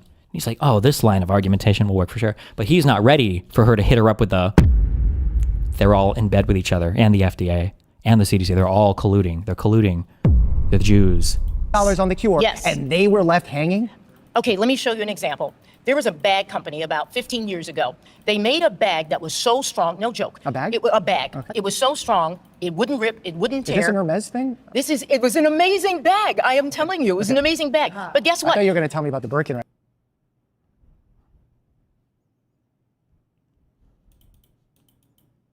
My bad. I couldn't have pre-watched. This was unpre-watchable. They what? No, not at all. They went out of business because guess why? You only had to buy one. You only had to buy one. It lasted you the next 15 years. I think this is what's going on. Can you give me like the brand name or anything about this amazing fucking bag? What the fuck? What? Is it lost technology? People are in it for the profit. That's why they rush to try to protect something, okay? So that way they can say, this belongs to us. When you say protect something, tell me what you Well, they do the research. They Uh-oh, don't say patent. That would be a big mistake because you don't know what a patent is, and Dr. Mike probably does. develop a pill, and they make certain that they are legally protected to be the only ones For to a period of manufacture time. that precisely. And the only reason that after that period has run out is because it's run out. And then other companies can do other drugs that... And you know what's messed up about that whole process? Tell me. That they, sometimes when their patent runs out, Yes. they do like a little shady reformulation. Right, exactly. I Yes. agree. I think that's shit. It stinks. shouldn't. I agree. Yes. And I call that out. We're out of time. If to have a patent, you have to publish aspects of this that are like publicly accessible. Like if you patent the cancer cure pill, everybody's gonna know you patented the cancer curing pill, and everybody's gonna fucking kill you or hate you, or other countries, or fucking China, who steals everything, would just make it on their own. Great work. Thank you. I so like much. you. Yes, I love thank you. Thank you. My final surrounded claim is that Maha leadership cares less about health and more about money, power, and politics. Hey, Doc. Hello, hello. How are you doing? Nice to see you. Good to meet you. So I want to hear what your proof for your claim is. Yeah, so I think if you care about health, you would put investment into research into finding cures, as we talked about earlier. You look into systemic ways to get the biggest bang for your buck in terms of improving people's lives. I think the Maha movement has said a lot of those things to get PR wins, but hasn't actually executed any of them. Instead, what has happened is we've seen a tremendous cut in these budgets that have been reserved for improving our health. Which, by the way, wasn't RFK who did that. That was the Department of Government Efficiency who did that. So that wasn't even him. They did that at the beginning of the improving our Which, health. by the way, what has happened is we've seen a tremendous cut in these budgets that have been reserved for improving our health. Which, by the way, wasn't RFK who did that. That was the Department of Government Efficiency who did that. So that wasn't even him. They did that at the beginning of the year. He's in charge of Health and Human Services, which is Correct. responsible for NIH, FDA, And Doge was in charge CDC. of cutting all. Sorry. Oh, I'm so sorry. You're just another MAGA fucking retard that doesn't really know how the government works. The Office of the White House, which is where this digital service, whatever the fuck department, sub thing, like a thing within the office of the White House, which is what Doge attached itself to, like a cancerous tumor, cannot dictate to every agency what its budget is supposed to be. That's not how these operating budgets and everything are figured out. The president doesn't have the authority to do this. Or actually, maybe he might now. The Supreme Court might have just bent over and let him have it. I don't think he's supposed to be able to do so, but federal agencies, and they were the one who made the cut. So like, I agree with you. Right. Where was RFK on to television defend, talking about how terrible that is? Also, they're only supposed to. I thought even if we actually even if we grant all of that, weren't they just supposed to cut waste, fraud, and abuse? So are we saying that medical research is wasteful, fraudulent, or abusive? Anywhere, because a large portion of that funding wasn't necessarily going to what we thought it was going to. Oh, it was going to DEI programs. Say it, please say it, so I can come. Please. For example, let's say yes. Okay. Let's say that's the case. You don't even need to prove it. Okay. Did he redirect that funding to something better? Nope. No, he just cut it. Yeah, right. But don't we need to invest more into improving people's I'll tell you lives? why. Because we have so many conflicts of interest in the government, which I think you would agree, right? Sure. Part of your claim, and I think you made this earlier, was that RFK actually is like he doesn't have to report where his funding comes from, which is not true because the head of the HHS, the CDC, the NIH, they all any head of any federal government agency always has to report any of their financial backings, right? So they do have to report that. But if you look at one of the things that people were very upset about. Wait, report it where? Is that true even? I don't know if that's true or not. Maybe it is. Some of them might have to. I know inside some of these departments they have to. Maybe the HHS has this as a requirement. Maybe. For example, how the NIAC board, right? You're familiar with that, where he cut like. No, tell me about that. So the vaccine. I believe a lot of the members supporting of the board there. And the everybody was- ACIP. That's what I meant. Yeah. The Advisory Committee for Immunization. Exactly. Oh. Yeah. 70 to 80% of that board was not reporting enough of where their financial backing was coming from. So a lot of the backing that they're doing in the USC Schaefer Center found that 6.2% of ACIP members had any disclosed conflicts of interest. Not 70-80%. The study also showed that direct financial ties to vaccine manufacturers had been virtually eliminated, contradicting claims of widespread undisclosed backing. In that research isn't firstly necessarily going to where you think it's going. What makes you think that they care so much about money, power, and politics when he's not making any money from it? He's clearly being demonized by the media, and they haven't even put any regulations in place. The only thing that RFK has done in the when this talking point of like demonized by the media is the ultimate, like calling all your friends after work saying like, I'm going to order some pizzas, you know, people are going to bring beer, and we're going to spend the next like 2 weeks building a whole bunch of spooky cardboard cutouts that we're going to put all over our backyard, and then we're going to fucking do 3 tabs of acid each, and we're going to spend 12 hours screaming about the monsters that are chasing us. RFK Jr. is probably only on TRT because his cum reservoir could not replenish itself fast enough for all the suck jobs this fucking retard got by fellow fucking cum-sustained vampire retards on all of these other failed comedian podcasts. Where the fuck is all the horrible press? The only time in your life you've even seen bad press about RFK Jr. is when RFK Jr. is riding some other failed comedian's dick on his show crying about all the bad coverage. Give me a fucking break. Holy shit. 8 months that he's been in office is the food diet regulation. Everything else has just been a recommendation. There's been no regulations that have been passed by the HHS. Oh, like how the CDC only makes recommendations and can't actually force anybody to get vaccinated? Yes. Did you see the first MAHA report that he put out? I did not know. Oh, it was in September, right? No, it was earlier in the year, but it was a big report. He said, look, we're trying to make children healthier. And there were some valuable things. They were focusing on lifestyle changes. That's cool. 7 sources, fully made up, about research that was never done. When they reach out to the authors that they listed their reasoning for why they were making certain recommendations. I guarantee you, those sources were fully made up. Their reasoning for why they were making certain recommendations. I guarantee. There's no way that's actually true. He fucked up. You're supposed to say, I've never heard of that. There's no way that's true, right? That would be crazy, right? I guarantee you, those sources were fully made up. People reached out to the participants' names that were listed as authors, and they quote unquote said, we never did that research, it does not exist. Okay, what was in the report? I mean, the report is dozens of pages long. But what was it about? About children's Did it publish healthcare. any regulation? Was it just regulation? No, the report was amazing. It's okay because he didn't force anybody to do anything. Like a State of the Union report about what's happening with children's health. But isn't it frustrating or scary that the reasons why they're putting in certain recommendations in the report come from research that fully doesn't exist? And I'll tell you my theory about it, and I can't prove it. Okay, go ahead. That they use AI to make those sources. Yep, I was going to say, 100%, yeah. AI hallucinated those sources, which I've seen happen when I ask AI questions. Okay. So to me, I think it's really scary. Are you talking about the report that talked about like it's the MAHA landmark report 1 in that 30 they celebrated. children have autism? Because that's true. I'm not arguing about individual claims. He wants it so desperately monkey branch to another fucking stupid fucking dialogue tree. Talk about that for a second. And he forces it after he's trying. He's like, didn't you hear? It's not about that. Like, no, not at all. Okay, well, let's just talk about that anyway. I think more kids than ever before have been diagnosed with autism. Okay, I agree. Why is that? Let me just ask you this. Do you think that America is the most unhealthy nation in the world? No. Okay, that's... In the why? world? Yeah. We spend the most on healthcare, we're most unhealthy, the most highest rates of chronic disease. In terms, you're comparing it probably to industrialized countries or like Yes, very wealthy yes. nations, but in the world, We I have the would highest say rates no. of chronic disease, would you say that? I think we're up there. Look, who cares about absolutes? We're up there. We're not doing great. Health-wise, we're terrible. Okay. In fact, a lot of the capitalistic stuff that got us so unhealthy, all this ultra-processed foods, we're now exporting to other countries and getting them sick, and they're catching up. Yeah, and I think that that's a problem. Why are you opposing the first figure in 60 years who said that that's a problem? Well, so hold on. I'll answer your question. I just can't. There's like this phenomenon of like Jordan Peterson is the best self-help men's improvement person ever. What did he tell you? Well, the same shit that my mom told me, but just like a lot more misogynistically packaged. Clean your room. Really? That's the guy?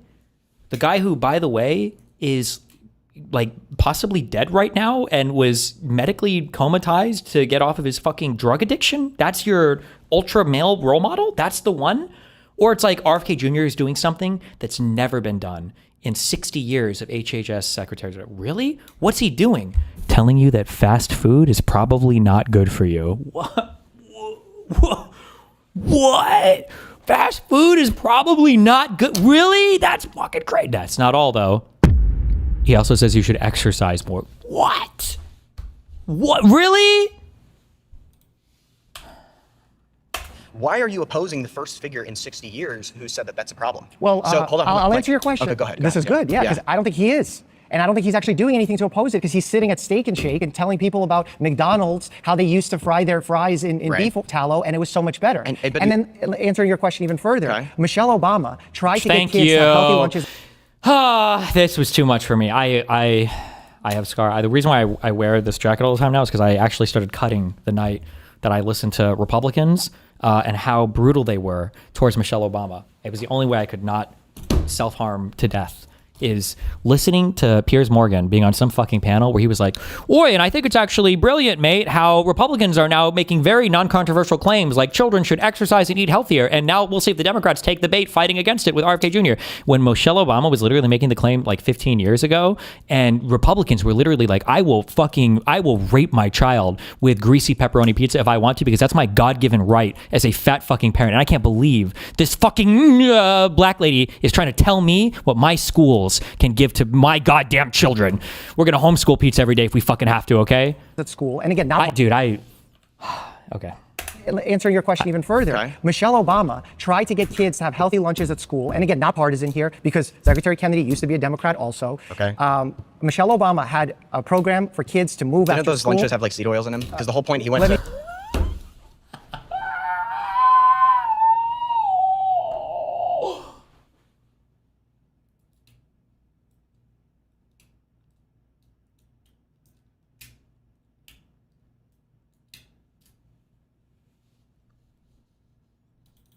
Just finish the the fast point. food restaurant. Let me finish the seed point. oils. Let me finish the point. So whether or not there's seed oils, and he did the beef talk. He was trying to defend fucking In-N-Out. By the way, this type of retard is the exact type of person that Dr. Mike and me talk about when we say, when you have bad conversations, it's actually worse than just not talking about the issue at all. It's better to just say nothing. It's a brother version to the saying, if somebody thinks you're an idiot, don't open your mouth and remove all doubt or whatever. Like, it's sometimes just better to know nothing than to like walk in here with all the bravado of like, well, actually healthy foods at schools can be bad because of fucking seed oils. But actually, as long as you eat ultra processed, ultra refined foods, but they're soaked in beef tallow instead of whatever fucking oil, that's actually A-okay for you. Like, oils or beef tallow, it doesn't matter. It's still junk food. Michelle Obama tried to get kids to have healthier lunches, and she tried to no, it's not. No, he's like, no, it's not. He was like, no. get them texturized. You know what people called her on the right? Food police. Yep. They hated it. They despised it. I agree. Michael Bloomberg in New York tried to put a soda tax I'm on not those here defending the giant Republican things. Party. Yeah, I'm not defending the Republican Party. I'm not here. I just defend MAGA and Trump.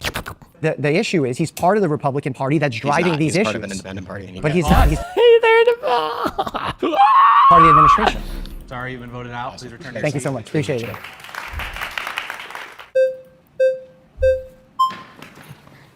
Hi. Hello. Nice to meet you. Good to meet you. Okay, this is something I personally know a little bit about because I joined the campaign to cool. see for myself if RFK was crazy. And Did you think that initially? No. I listened to some of his podcasts. I joined the campaign to see if RFK was... You could at least lie about that. I joined to see if RFK was crazy. Oh, did you think he was crazy when you joined? No, actually, I fucking loved him, and I still do. Go figure. Read his memoir on his family, and I was like, it sounds like this guy cares about people. I actually would probably not disagree. Like, what? The memoir that he's writing to sell you on himself? His own personal fucking advertising? Like, go read the memoir of the fucking CEO of Enron. I'm sure it's filled with a bunch of happy stories, too. What the fuck is the statement? Agree with that. Yeah. I mean, good intentions can have terrible outcomes. So. Right. And I do have I was specifically following his vice president, Nicole Shanahan, around the country for 8 months. She had put together this think tank to figure out how to fix climate change. That basically came back, said all green energy is bunk. There's one thing that we could do to become carbon neutral, and that's regenerative farming. But we'd have to switch. Wow, how crazy is it that the same ideological group of people that are predisposed to hating all of these fucking things put together a think tank that also came back hating all these things. Oh, and also they told you the only way you can actually help these things is by doing this other completely semi-unrelated thing that is another thing we all strongly believe in. Oh, and also vaccines probably contribute to climate change as well. Switch over 200,000 acres, I think, of farmland. We either have to be able to explain why we're doing everything. Otherwise, we're going to end up in the situation that I think we are now. Tylenol, to me, was the antithesis of everything I had been trying to do. And whatever, I'm not there doing it, so I don't represent them. But that was a disaster because we're here now fighting more instead of working together. Do you think we're fighting? Me and you? Yeah. No, but I do think that MAHA and the traditional medical world, there is a lot of misunderstanding, and it's not good for anybody. What is the misunderstanding? I mean, I think the skepticism with doctors that began with COVID. And I don't think RFK is in HHS without COVID. I think that there has been a disaster that has just kept going. And I just want to say, just for the framing, and I'll die by this, and I will become part of the Sharia intelligence enforcement squad or whatever. COVID was it was a miracle in terms of public health internationally, with the unprecedented amount of scientific research that was being thrown onto RedEvex or whatever, sometimes before even peer review or whatever. There was so much information that came out. There was such a high collaboration with different countries. And the fact that we had a new technology, the whole mRNA vaccine shit that was able to produce a vaccine in basically fucking 2 days, I think. And the fact that all of the different medical advancements that allowed this to even be injected into your body in a way where it doesn't instantly fucking dematerialize or whatever, these strands of RNA or whatever. And the fact that we were able to deliver so many of these, all of the, because there's also a huge success story that we don't talk about much in terms of storage and transportation for a lot of these vaccines. But there's so much cool medical pharmaceutical shit that happened around this that we will never be able to talk about because people on the left are whatever the fuck non-existent, and people on the right think that all of it was just poison for your body. It's so crazy. It is so crazy because it was such an achievement in American medicine and neoliberal globalist global homo capitalism and all big pharma and everything else that nobody can talk about. Everybody else's vaccines suck shit. Okay, there's a reason why China steals intellectual property from the United States because we make the best shit. There's a reason why Elon Musk came here to make cars and rockets because it was a better country to invest in technology than any other country on the planet. There's a reason why China's vaccine, why Russia's vaccine, why the AstraZeneca, whatever, the ones that was clotting up fucking bonger brains or whatever, none of them worked as well as our mRNA vaccines did. Of the two big American companies in collaboration with other companies around the world and other manufacturers around the world, we had the best shit on that, and nobody can take credit for it or say anything about it. Somehow we need to come together and make sense of this. Well, I'm hoping today that could be We're going to solve the whole thing. Well, no, I think by having these conversations, we Yes. can. Because, look, Secretary Kennedy got Skittles, I believe, to remove titanium dioxide, a random chemical outside of Skittles. Yeah.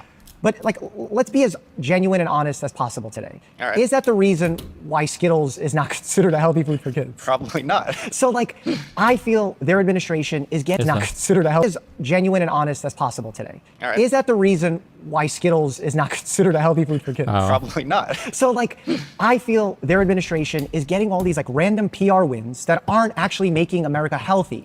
Mm-hmm. And I would love for Americans to get healthy, but they're just not doing it, and they're distracting everyone with all of this noise that I feel actually harms people. I mean, I don't entirely disagree. It feels, as someone who's trying to support this. It feels like there's sabotage in the administration. Okay. Straight up. I think the solution probably is, okay, Less regulation, less FDA stuff, less all.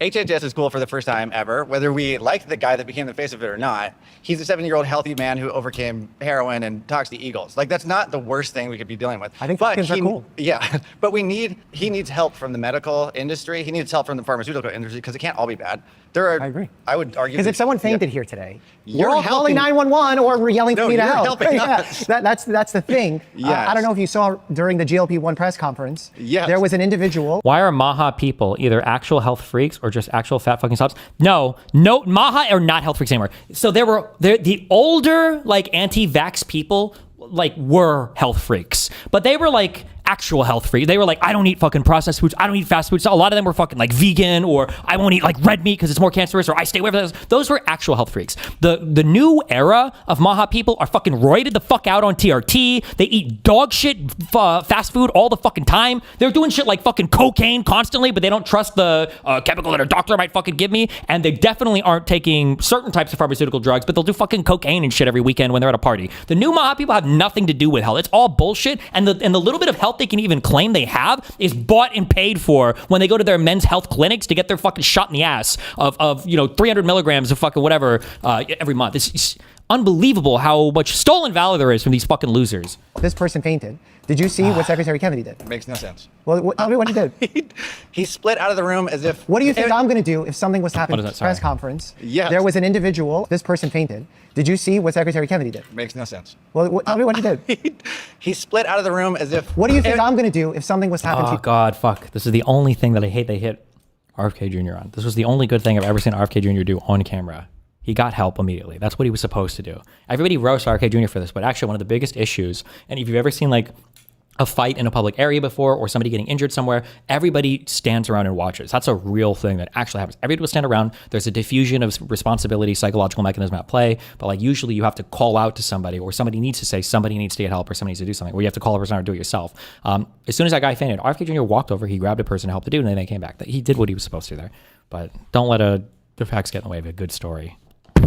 Right now. Well, you took an oath. You have to help me. Okay, so why is Secretary Kennedy the one going out and saying, I care about profit? Am I going to ask? Okay, I'll tell you even a cooler story that no one even really knows. I was on an airplane last week. I was flying across the Atlantic Ocean to France. Yes. I was exhausted. I didn't sleep the night before. The reason I didn't sleep the night before was because I was doing a Make-A-Wish in Disney with a child who was dying of a cancer, who's only buying time because of the miraculous work at one of the Texas medical institutions. After that, I flew back home, only to fly the next day to France. I'm exhausted. They ask, is there a doctor on board? I'm exhausted, but I care about the patient more. I volunteer. I help one individual. There's a second medical emergency. I help the second individual. There's a third medical emergency. I help that individual. Do I need props for that? Do I need money for that? I couldn't care less. Is this guy House? How are you on a plane? Are you the fucking Grim Reaper? Why are 3 people dying around you? I want to help people. These are the type of people and there's so many of them. It's not me. This is who I work with, the people that I surrounded myself with, the colleagues. Do they fail at times? Do they make you feel gaslit as a patient? Yes. We suck at that because our system sets us up as doctors for failure. Healthcare spending is at an all-time high? Absolutely true. Is that because doctors are getting paid more? Absolutely not. It's because administrators have ballooned beyond any reasonable level. Doctors are getting paid more too, though, motherfucker. You see all these guys that are part of our healthcare system, the doctors, the pharma guys, the pharmacists, the pharmacy assistants, okay, all the traveling fucking nurses, okay? You motherfuckers, okay? I need the Doke sound effect. Mutin, play it! You fucking oh, he's muted, motherfucker. Yikes. All these motherfuckers are getting paid a lot, okay? Pharmaceutical companies have no transparency. Pharmacy benefit managers who take kickbacks and all sorts of rebates with zero transparency break the system. And instead of going after those issues, Secretary Kennedy's calling me. Not to bog down the commentary, but what's a general profile on Dr. Mike and how he got so popular? Because he was voted America's hottest doctor, okay? Profit monger. Aren't you benefit managers who take kickbacks and all sorts of rebates with zero transparency break the system? And instead of going after those issues, Secretary Kennedy's calling me a profit monger. Aren't you mad at that? Yes, I absolutely am, because I care about people. And I think that we should be doing a better job. And I think that a big part of what there's a hurt that our food systems have been ignored by large corporate power that does run things. And somehow this movement has come out of a place of people being like, there's important things like nutrition that needs picked up. Does it need to get taken over by pig stuff? Like, I'm so sorry, but fuck you, okay? These motherfucking conservatives, and they do it even today, What did Trump just get rid of like a week ago? Was the pollutions cap on whatever the average pollution had to be or miles per gallon had to be of the fleet of vehicles that you sell? Trump just axed this EPA cap because he's like, oh, well, we need the freedom to drive what we want. Big solar or big climate change is trying to tell you what kind of cars you can drive. They're trying to tell you how gay your vehicle has to be and how huge your Cybertruck needs to be, and all of it has to be EV. Fuck these guys. We're not going to let them control our lives. Okay, so the same people who aren't even willing to, for some of these people, don't even want catalytic converters on their cars, are okay with the government stepping in and telling them exactly what they're allowed to fucking eat? How is that? In what world? So the government is going to tell Mr. McDonald how much sugar he can put in my fucking cheeseburger? And I'm okay with that, but I'm not okay with my car having to filter out emissions before they go into the fucking air? Like, in what world does this make sense? God, no. Yep. We don't want more. Yeah. You've been voted out. Thank you so much. Yeah, Appreciate absolutely. it.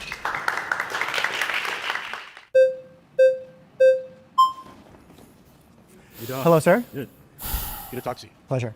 Yeah, going off of what the other guy said, you're saying that why is the RFK's industry, why is he attacking you personally, right, as a doctor? And I don't think he's ever called you out, Dr. Mike, what you're saying. But I he just says all doctors. Right, but I understand what he's saying is that the fact that there is a profit margin that they're trying to meet in the medical industry. They're merging with government, like during the COVID scam, right? And they had people like Dr. Fauci in, which was pushing these mRNA harmful shots into the public through government-mandated vaccines, right? Well, so we had options that weren't. Was the J&J covered by... Couldn't you get the Johnson & Johnson one if you want? You didn't have to get one of the evil mRNA ones. Notice how these motherfuckers also, by the way, this is one of my favorite dialogue tree lines, when they're like, oh, the COVID shots, I didn't trust mRNA vaccine technology. And you follow that up with oh, okay, so you got the Johnson & Johnson then, I guess, right? It was such fucking bullshit. And I think enough time has passed. I know I said this multiple times. 5 years ago, I said, 5 years from now, when all of the mRNA shots are safe and the mass deaths never happened, the mass side effects never happened, and the mass third legs and all this other bullshit, none of this ever happened. Are you going to trust the shots anymore? No. And they don't. And none of it ever came out. None of it has come out. None of it happened. It was all a fucking lie, despite what these fuckers say. And none of their opinions on it have changed at all. In fact, they hate even more vaccines now than they did 5 years ago. Harmful shots into the public through government-mandated vaccines, right? Well, we had options that weren't mRNA. Well, no, we did not have an option because I'm saying there were vaccines that were not mRNA. No, it was not an option to take whatever shots that was mandated from government because some of them were not. The country was in lockdown, right? The country. Who was the government then, by the way? Who was the government then? Who was the government then? Whose government? Lockdown? Who was that? Was in lockdown. We had masks over our faces. We had these media pouring out all these propaganda to us, right? So at the beginning of the pandemic, it was 2020. They were saying that, all right, so this is a very dangerous virus that's coming out of Wuhan, China. And like what you were saying about knowledge, informing the public, they did not give us the proper information about how to treat this virus. We didn't know. Oh no, you idiot. We did know. And it was monoclonal antibodies, hydroxychloroquine, ivermectin, and throw a super shot of vitamin C in there, okay? Just for good 100,000 milligrams of vitamin C. No, wait. No, we did. No, the public didn't know, right? I didn't know. Okay, well, maybe you didn't. Okay, so I'm going to assume I'm going to assume you didn't, right? But we didn't know. So the doctors were coming out saying, no, we need zinc. Oh, or Z-Pack, zinc plus azithromycin. Fuck! I forgot that was a big one, Orlan. Zinc plus Z plus zinc and azithromycin was a big one. Vitamin D, sunlight. People were told to stay indoors. Sunlight. I agree, that was stupid. True. Yeah, that was very stupid. And being locked in. The closing of the beaches and all that stuff. Hydroxychloroquine, right? Hydroxychloroquine. Yes. Trump was saying it's hydroxychloroquine in my work. Yeah. And people just got on him, attacked him for it. Now we know it works. No. I've taken it myself. No. My friends have taken it myself. It doesn't. It doesn't. And it does work. No. Right? No, I would say it that doesn't. the evidence says otherwise. No, it does work. It Basically, doesn't. what I'm saying is the pharmaceutical industry through people like Anthony. Like, why is he? Yeah, laugh at him. Hell yeah! Look at the Giga Chad. The forward lean. This guy is cowering in fear, trying to get away from the table as much as possible. Hands aren't touching the table, not resting his hands or wrists or anything. He's completely backed off. Dr. Mike, elbows on, lean forward, aggressive, grimacing smirk. This guy is just completely mogged right now. Fauci and Dr. Deborah Birx, they're merging with big government in order to do these lockdowns, in order to have government mandates, medical mandates, in order for us to take this. So I don't think you can compare what RFK Jr. is saying, along with what the medical industry, what he's going up against, is saying. Okay, pause. You've been voted out. Got him. He owned Mike there. Thank you, sir. Appreciate you.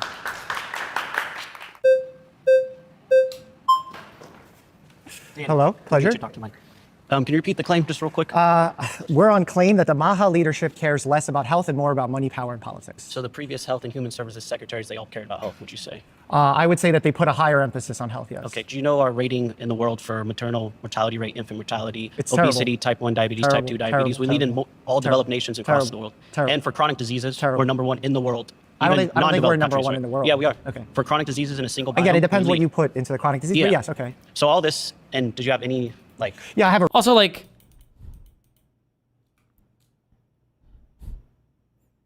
This is dumb. It's just... Why is it only American companies that want to kill all our people? So, like, is the claim here that all the pharmacy companies in all the other countries love their citizens and they're doing their best to provide, like, a good product? But, like, in America, our businesses are, like, uniquely evil? Like, do the Jews just fuck with us? Why don't the Jews fuck with, like, all the European countries or whatever? Why is it just us? Why are our companies all uniquely evil and horrible towards us? Like, what? Maybe socialism is the answer for you fucking retards then. If that's honestly what's going on, because apparently American companies must uniquely fucking hate Americans if that's the case. For the past, for the people that were in charge before, did you go against them? Because our health has been on a steady decline. I think that we're conflating a couple of things, and check my logic. Yes. So if you think my logic is flawed, tell me why. I think that the reason we got to where we are today is multifactorial, meaning for a bunch of reasons. But the biggest reasons, I think because we live in a capitalist nation, we try and get people to eat the foods that are most addictive, that taste the best, that make us very unhealthy. And just like any other thing that we do in society, when we tire it out for making profits on one end, we try and create solutions for those problems and make money on making the solution. This happened with horse and carriages, where there's poop all over the streets, and now we have the issues with cars, and people are trying to figure out ways how to make money by cleaning our environment. We're a capitalist nation. So over the last 50, 100 years or so, the chronic health diseases have gone up because people have gained a lot of weight from eating really unhealthy foods, not because we in the healthcare system necessarily have failed them, and there was instances why we have, but it's just because these foods were so addictive, we tried to create the highest profit margins, and not— Like, how does Big Pharma make you a type 2 diabetic? Can you walk me through that from start to finish? Just how? Not take health seriously.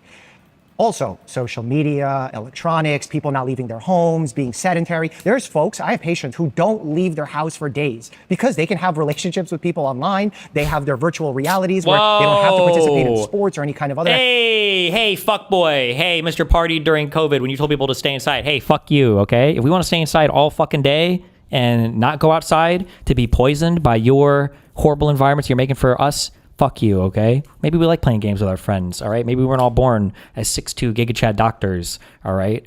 Fuck this guy. I'm Dr. Mike's #1 anti-fan now, okay? Activities. So in general, our lifestyles have gotten unhealthy. But to blame that on past health and human services secretaries, I feel like is an inaccurate way to blame somebody. Well, I'm just using your logic because you said he doesn't care about health. So if it's been on a steady decline, then that means all the previous ones Correct. didn't care about health. I think and if our increase in spending is what, $5 trillion in healthcare, it's $10 trillion worldwide. We spend 50%. Okay, is this like a toupee or whatever? What's happening here?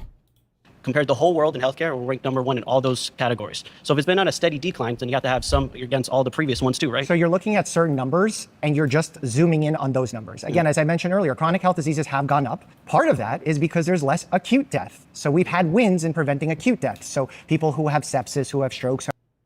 Okay, I can't tell if all the people who are calling it a fresh lineup in chat are white people that have heard what fresh lineup is, or if I have no idea what a fresh lineup is. Are you telling me that if you put your hair down and you cut it in a straight line, that counts as a lineup? I thought that's when the actual hair itself is shaved into like or buzzed to like a certain point. It's not you can't just get like, this is the sickest lineup I've ever had when I cut my hair at the same length. That's just called a haircut. Of heart attacks. Pharma has been driving the survival of these individuals. Now, here's the problem. When you solve someone's acute illness, they end up being a sick person for longer and end up turning into a chronic health patient. So this is an interesting example of our successes actually counting against us. So vaccines eliminating certain conditions in the world, smallpox, polio, measles. Oh, fuck, this is a good point and true, right? If we just didn't do anything with type 1 diabetics, we would have, that chronic illness would be gone. You can't really have that chronic of an illness with type 1 diabetes because you die in like 2 years. Boom! Easy, okay? Easy. The year 2000s, it's back now, has led people to believe that these diseases aren't so bad because they don't see them because we've eradicated them. When we help people survive a heart attack and now they become a chronic health patient, we view that as a failure because chronic health numbers are going up. I view it as partially a failure because we could do better there, but also a win that we help them overcome and mortality has dropped. Yeah, well, our lifespans increased, but our health spans decreased. So by 2050, Well, what's we're your gonna be- definition of health span? So longevity of like not chronic diseases, obesity, type 1 diabetes, maternal mortality, Yeah, and I those think things. So all of those have. I think lifestyle changes are a big. So our lifespans decreased, but our health span Yeah, has I think, decreased. By 2050, we're going to be ranked 66 in the world in, I hate in these life prediction expectancy. things because those are not very accurate. 2050, and one bro? medication coming out, like we're seeing with the Ozempic Wegovys that RFK is now excited about, can drastically change those outcomes. So it's very difficult to predict those numbers in the future. I will say, like, just zooming in and saying everyone before Secretary Kennedy was terrible because chronic health disease has gone up and Secretary Kennedy must be better is just not true. Maybe the previous ones could have been better as well. I've criticized Fauci. I criticized Dr. Fauci to his All I'm saying face is they didn't care on a about health podcast. either. Well, So I think if you're going to make that claim, you have to make that claim for everyone I think else. they That's did. all I'm saying. No, you really don't, actually. You could just not be fucking retarded, and you could maybe like make accurate claims too, you know? They did. Keep it consistent. There's difference between they didn't care about health or their policies were unsuccessful. I don't think Secretary Kennedy is actually doing any policies that are meaningfully successful right now. Okay, pause. We're out of time. Yeah, I want to get into pharmaceuticals, but The guy replying said Destiny needs to get shot. Wait, this guy? What, on Twitter? If so, based. So many choices. I feel like we had a very argumentative end. I chose Jack for the final debate because I feel Jack is arguing in good faith. I believe Jack is very passionate, and I also feel a little bit bad by raising my voice earlier. It was because of passion for patients, but I wanted to rekindle our relationship and see if we can get on a better page. How do you feel about coming up? I said, how do you feel about coming up? But it sounds I'm like... blessed. I'm very grateful to talk to you. I mean, I've watched your stuff. I've known who you are for many, many years. My surrounded claim. Oh my God, his alted worked. He alted. His alt worked. He alted on Mike and it worked. He brought him back. He's like, fuck, I made this dude cry. Is that unchecked big pharma is reason enough for Kennedy's reforms. So I guess what I want to start this off with is just a little bit of history, okay? And in 1986, what was signed into law by Ronald Reagan was the National Child Vaccine Injury Act. And from there, you are no longer able to sue companies like Pfizer, holding them accountable for vaccine injury or things like that, for the specific reason that they wanted the releasing of vaccines to be more effective to the public, right? So they set up a national compensation fund. Then you're playing by the federal government's rules in their own courts. And so also another thing that happened is in 2010, I'm going to cite this, is there was a Supreme Court case. Playing by the federal government's rules in their own courts. Isn't every court playing by the rules of whatever government they're set up? Like, aren't federal courts playing by the federal government's rule? Aren't state courts? I know what he means. I'm just... It's called Citizens United versus FEC. Like, whose rules should they play by? See, what they decided in the Supreme Court case was that now a corporation is a person, is a singular person, and that to restrict the amount of money that they're able to give to somebody running in a campaign would be infringing on their First Amendment right of freedom of expression. And so that's not even true. Why? People don't even know what you can't. Corporations cannot donate an infinite amount of money to an individual or to a political action committee, right? It's these weird, ambiguous, like super PAC things, and corporations can donate like to super PACs, but it's not. They didn't get around the FEC contribution limits just because you're a corporation. But that's okay. So from there, we now have today where 95 out of 100 United States senators are now backed by Big Pharma. And then you also have on the flip side, referring back to what Ronald Reagan did in the 80s, you have a large amount of doctors now that are being paid off. As I'm going to bring up the statistic again, 70% of research being published by physicians is published with a conflict of interest. 80% of NIH funding comes from Big Pharma. Things like these, I say, are reason enough that Kennedy's reforms need to take place. It's interesting. You bring up quite a few subjects. I'll start with the vaccine injury fund. I think that's valuable. I think perhaps your interpretation of the rule there is not exactly accurate. Okay. If you go through this national injury vaccine compensation fund and you're not happy with what you received, and you're saying that they didn't give me enough money or it's taking too long, you could drop out and you could sue a vaccine manufacturer. That's absolutely true. You could That's fact check unequivocally me. true. That's unequivocally true. But the thing is that the problem is in their country, we have Big Pharma has protections that no other, I was trying to get out here for Big Supplement because I was going to argue that Big Pharma has protections that Big Supplement does not. Well, they have protections, but they also have a responsibility to put out research that is checked by independent researchers where Big Supplement doesn't. Like, how do we know that taking a medication to lower your blood pressure prevents a heart attack? Because they did the research studies to prove it.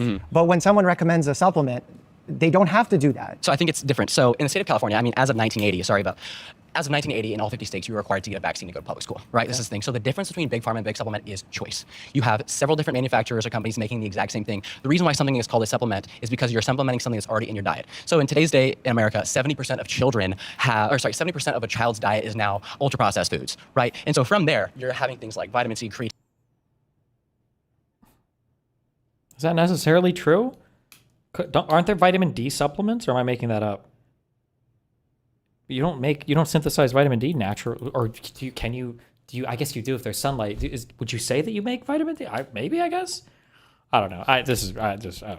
All these things which already exist in the foods we eat, which we are now lacking at a rate like never before because of the diet we have in America. Do you think there's How is that Big Pharma's fault, bro? A widespread issue of vitamin C deficiency in the United States? I'm not sure specifically about vitamin C. Well, you just I don't said know. vitamin C. Well, I Creatine deficiency, I don't know. But I'm saying is, so creatine appears in foods like steak, whatever else, and we're eating those less than we did before. It's necessary. We're eating red meat. We eat so much meat. The number one good argument that vegans make is how poisoned a meat eater's mind. By the way, mine is poisoned, and I love it. But it's how poisoned a meat eater's mind is when it comes to putting together meals. People that eat meat cannot conceive of a real meal without some sort of meat component attached, let alone a day's worth of food. Like if you don't have meat, and I think I even feel psychologically, like if I eat like a meal and there's not like a meat in there, I'm like, I don't even know what's happening. I just feel psychologically incomplete.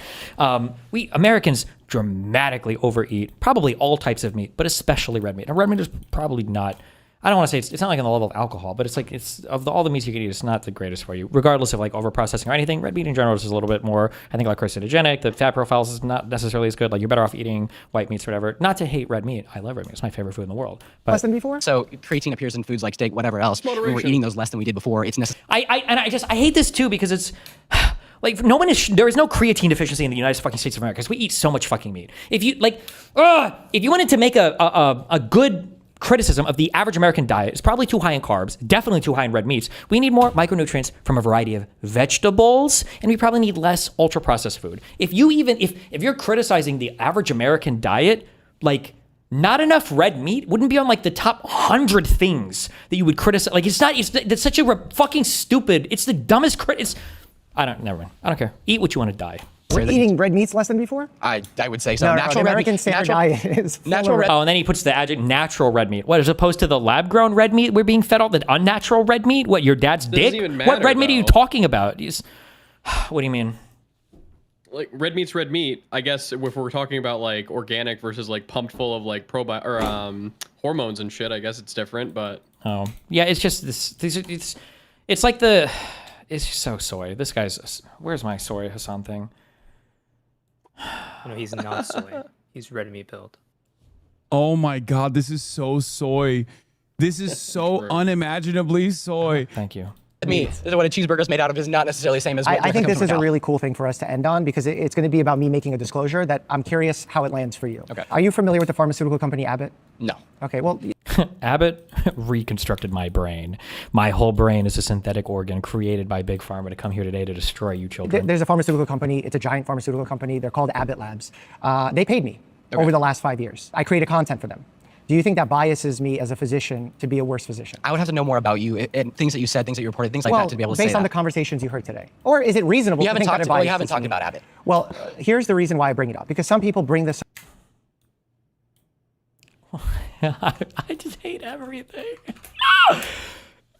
Like, if you have any consistency at all, the answer is yes. Like, when you say, well, I would have to know more about you to know if you taking a direct paycheck from a pharmaceutical entity biases you, you can't even conceive of any ways. Like, even Mike's response there is not accurate. When he says, well, or no, I'm sorry, the kid's response was stupid. He said, well, you haven't talked about them. Maybe he would otherwise. Maybe if he wasn't paid by them, maybe he had a whole bunch of negative stuff to say about it. You don't fucking know, right? Like, how could you say something so stupid? Not to say that Dr. Mike is being biased or is paid off or whatever by these guys in a negative way where they're buying his opinion. But like, this kid doesn't even know the basic claims that you would make against somebody or why conflict of interest is even a fucking problem. Or is it reasonable to think that a bias You haven't is talked me? about Abbott. Well, here's the reason why I bring it up. Because some people bring this up as a way to sort of weaponize the fact that I'm taking money from Big Pharma. And I think it's reasonable to bring it up whether or not it does bias me. I think I should evaluate that within myself. Here's what I took money from Abbott for. To create a multi-year long campaign to encourage blood donation. Okay. Abbott is one of the largest testers in the United States of donated blood. So they make money by checking donated blood to make sure it's free of diseases, because that's what we want, right? Like if you get into a car accident, you get a transfusion, you want disease-free blood. So I think it's a good thing that they do that. And they were facing a huge shortage, especially after the pandemic. So they hired me to try and figure out a way to encourage blood donation. So your main argument would be that we should look into, okay, the actions that people are actually taking when they do take money from companies or whatever that be. And we want to see. Why did this guy just discovered responsible disclosure? He's like, wait, so are you saying that like we should evaluate the actual statements and things that people say instead of selectively picking some conflict of interest that we don't like. Like, I feel like I'm watching a, what do you call those? Like, it would be like the educational videos where there's like a kid and it's like, hey, what's up, educational puppet man? I actually think that playing in traffic is cool. And then by the very end of like the episode, they're like, wow, you made a lot of good arguments. So you're saying that when I run into the street like a retarded fucking midget, I might get hit by a giant hunk of metal that weighs 3,000 pounds. It could fucking instantly shatter my skull. Thanks a lot, Mr. Puppet Man. Like, that's crazy. I'm not going to play in the street anymore. Like, what people are doing with it. Sure. So should you say that that argument then applies to RFK's actions after winning lawsuits and getting paid from those? Yes, we've been critical of all of RFK Jr.'s actions. The only reason he brought up the conflict of interest thing earlier is to show you that you're being a hypocrite when it comes to evaluating people on the conflict of interest. But you can still criticize RFK's actual fucking statements and actions because they're bad. Okay, so then you criticize RFK from taking money, right? So I think that we should say here is, okay, we need to apply that exact same logic to Kennedy, because you criticized him heavily for taking money in the lawsuits in the cases. I didn't criticize him. I said I presented. It was for not disclosure. Not disclosure is a difference. That because someone said earlier that if someone is biased by taking money from a pharmaceutical company, I said, how is he not biased if he's taking money from a lawsuit case? So I think generally your overall argument is that so often bias isn't necessarily a bad thing. I think bias that is hidden is a bad thing. There you go. go. How would you say that something is a hidden bias when you have situations like on a grand scale in the United States, and this is kind of my overall problem, right, is that you're seeing that this money is actually making a difference. It's not just somebody supporting a company or whoever's giving them money because they believe in what that company stands for, right? Because what we're seeing is if you give a doctor even a meal as small as $20, then they're actually going to be more likely to prescribe. So do you think company. I'm more biased? Is it really $20 to buy off a doctor? Where can I sell some fucking medicine? $20? Because I took a lot of money from Abbott. That's the thing. I don't know anything. But you just said $20 will bias you. So I took way more than $20. I promise you. But are you actively writing prescriptions right now? Of course. He's a fucking doctor. He's a practicing physician right now that works at a fucking. Yes, he said it earlier. A practicing physician. But do you know how many vaccines Abbott, for example, makes here? No. 0. I'll say you specific. I'll say, you know, I'll be respectful. You got me there, but that's the thing is I just don't. But it's not about getting there. It's about the fact that like. My issue with bias is, to me, bias becomes an issue when it's hidden and there's a lack of transparency. And I fault a pharmaceutical company for playing these games with pharmacy benefit managers. They play these types of untransparent issues all the time. And now remember, doctors make really good criticisms outside of their field, but when they're talking about other things, the secret fight is happening. The reason why Mike hates pharmacy benefits managers is because they're taking his money, not your money. They're taking his money, Don't ever forget that. Nobody hates inside medical industry people more than other people competing for inside medical industry people trying to make even more money, these greedy fuckers. But when you have administrators within the MAHA leadership, Casey Means, Kaylee Means, these individuals can be taking money from companies and no one is aware of who's taking the money. But when you look at the Sunshine Act, which requires pharmaceutical companies to tell the truth about doctors taking money, you know, the transparency is there. When it comes Don't you think there's less bias when there's transparency? Yes, absolutely. That's one of the things that RFK and the MAHA movement represents. So when he shuts down public opinion after an HHS policy, you think that's transparency? It's specific to shareholders, and they want to know what they Stakeholders. Stakeholders meaning that. How do you mix this up? It's a policy that will impact someone's life. So imagine HHS was ruling on a shareholder is just a person who like owns stock or owns equity in a company. It's like a stake or is a shareholder. Stakeholders, that term can encompass way more people, all the way out to anybody who's even affected by a thing. A stakeholder is a way broader category of thing than just a shareholder. Did he think that these meetings were just? Did he think they were just shareholder meetings? Because that's such an unbelievably corrupt even concept. Like, oh well, big pharma will sometimes they have a transparency period where they talk to shareholders of the company? Is that what he thought? Policy for a condition that you had. They just cut HIV funding. I'm not saying you have HIV, but let's say someone has HIV. Well, let's take that back. Let's say someone has HIV and they just cut HIV funding. Before, HHS would have to have a time of public opinion to voice concerns about that. He removed it. Where is the radical transparency? So here's the thing. The one thing you need to understand about... No, response, pivot to, whole new thing. I wish I could do this, dude. I need to learn these strategies. I want to debate every point so badly. This guy, just shameless pivot, whoosh, to the next thing. Federal government is that it is intended to move slow, right? And the thing is that the Senate legislation, they're in charge of the purse of the United States of America, and right now we're on a government shutdown, right? And so in order to get a lot of funding for these things, it has to come from the legislation. And so until we can get spending, which, I mean, Democrats wanted to increase our spending on Medicare and Medicaid by $1.5 trillion. So until we get this money, you can make cuts, but it's largely, it's very, very difficult for the federal government to then add things. So you think that they cut this because of the shutdown? Secretary Kennedy is part of an administration that controls the legislative branch, the Supreme Court. There's a separation of powers. The executive branch does not control. Well, they have the majority in the legislative branch. Well, the majority is nothing when you have executive branch and the judicial branch. Why is more not being done to rein in pharmaceutical companies? Why is more not being done about improving chronic health conditions with children instead of talking about Skittles and titanium dioxide? Well, it's not that simple. You have something in our Senate called a filibuster, so even if Republicans have a majority, So we are did still he on a lockout. present something that someone filibustered against? You're talking about all these hypotheticals. I'm talking about why they can't get money in the first place. It's because we're in a shutdown. Money for what? The federal government gets we've money been in from a the legislation shutdown when they for pass a a bill. month or so. What about the time that he was in office before that? Well, the thing is the federal government, like I said, it moves very, very slow. So the very beginning of his administration was...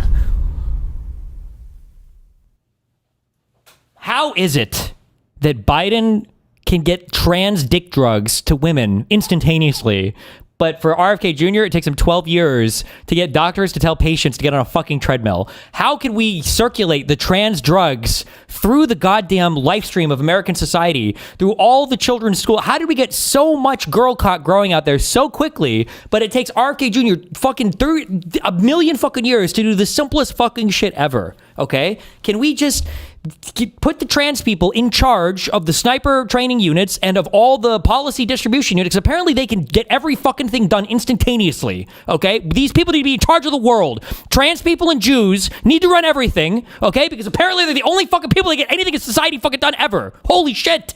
Was intended to, okay, look over those things, bring oversight, and then make these cuts. And now when it comes time to actually pass a spending bill, we're not able to do that because we're in a lockout and we can't even agree on things like this. Even when you have the majority, a filibuster is still very, very powerful, but I still don't think that it should be So let abolished. me ask you this, because this is a good question for me to understand your position better. Secretary Kennedy's been... This is a good way. Have you read an IQ test before? I'm just checking. Okay.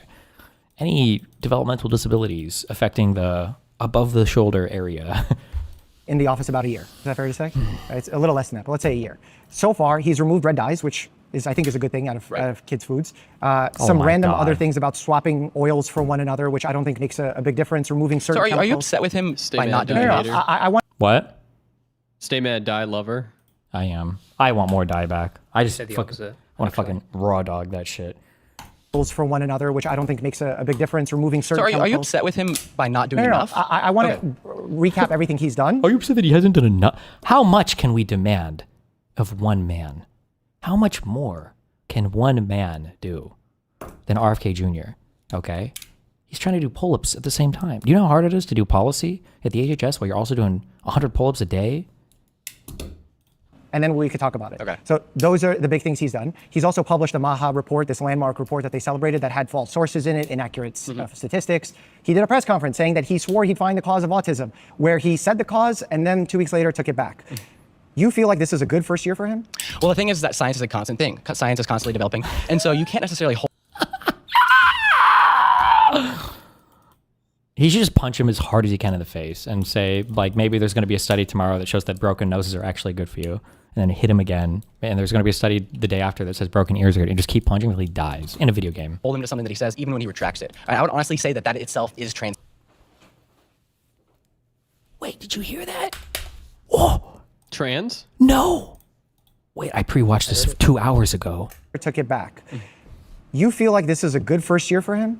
Well, the thing is that science is a constant thing. Science is constantly developing. And so you can't necessarily hold him to something that he says, even when he retracts it. I would honestly say that itself is transparency. So what? This is what I said 2 hours ago when I was like, these fucking retards, when they say mistake, they treat an empty, hollow statement, okay? Now, that's a little mean to say to RFK Jr. since half his head is technically hollow, but they treat these empty, hollow statements, and and then when they walk them back 3 months later, because they never had any fucking proof for the first statement they made, they're like, well, isn't that the same as when the Lancet retracts a study? Like, aren't we all just doing science at the end of the day? Isn't it all the same fucking shit, dog?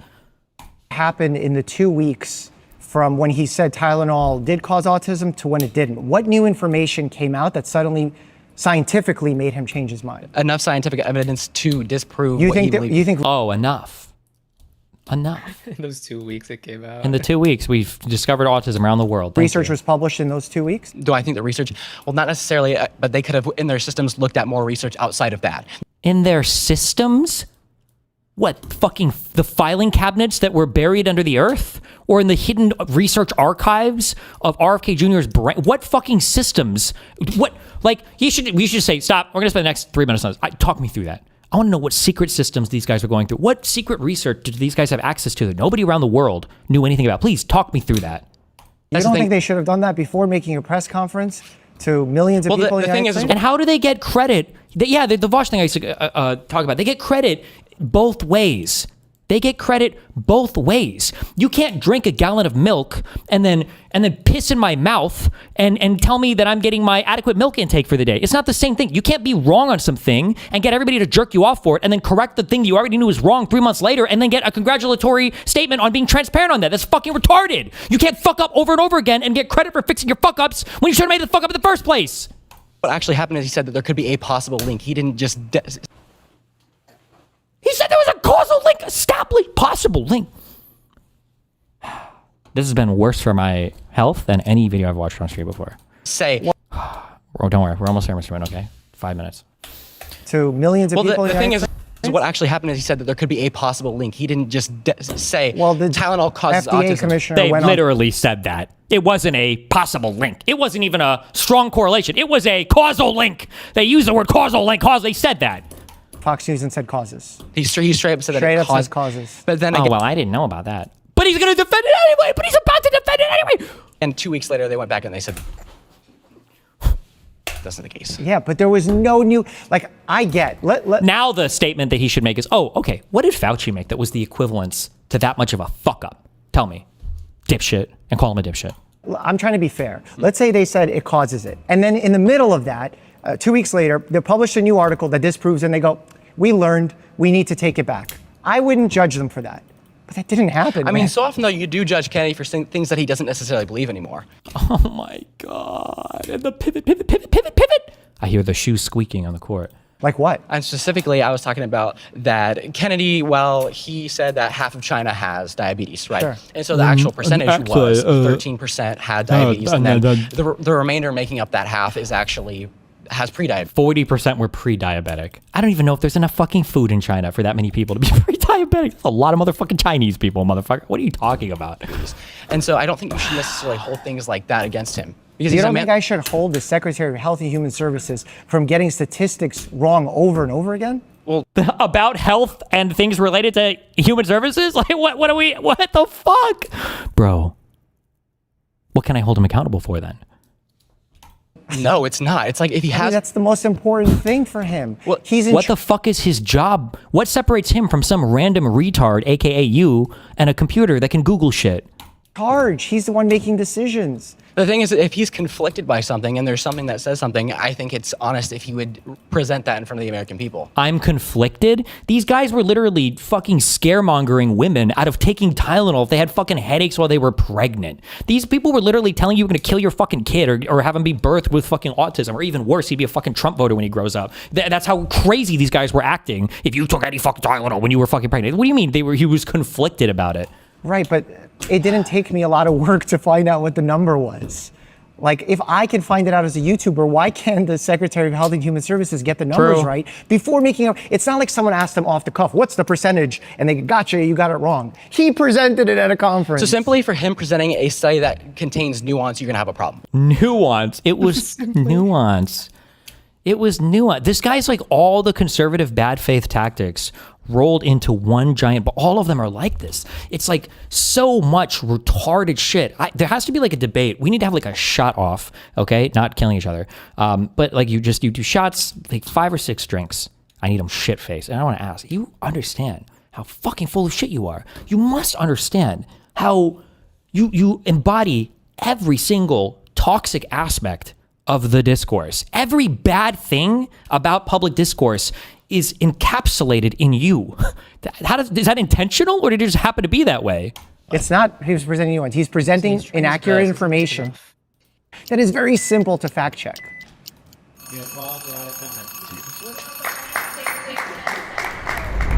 I think it was a really productive conversation between folks who very much disagree with me. And I'm hoping today was an opportunity for them to see that doctors are interested in helping them, that the healthcare system could be revived, and there's absolutely opportunities for us to see eye to eye. When there's rebellion, an empire is always going to call it misinformation, dishonesty, et cetera, all these things. So if you... A rebellion? Misinformation, rebellion, an empire is always going to call it misinformation. You are the empire, you retarded fuck. Donald Trump is the president for the second time in the United States. You can't be calling yourself a fucking rebel anymore. What the fuck is wrong with you? How stupid are you? At some point, you have to put on your big boy pants and realize that you're the one in charge. Dishonesty, et cetera, all these things. So if you are going to attempt to try to convince these people that you really have the truth, you can't frame things in a dishonest way like he did today. Somehow like, at what point do you take responsibility? Like, if these guys were Harry Potter, remember when he comes back in time and he watches the Dementors fucking sucking his soul out? These guys would just sit there and they'd watch themselves die, because the idea of ever taking responsibility or ever doing anything to better anything in their entire fucking life is literally inconceivable. They would just sit there and watch themselves die, saying, I'm sure fucking big whoever is about to show up and save me at some point, and not get the fucking clue that they need to actually take some fucking active measures in their life or in government to change shit. Information has been weaponized, and we're fighting. And that needs to end, and someone needs to be big enough to bridge that gap. Instead of focusing on better transparency, more scientific rigor, we instead have an individual who doesn't quite understand science, someone who takes anecdote over hard data. And ultimately, that's going to make worse outcomes for all of us. They still have the Charlie Kirk episode up. Damn.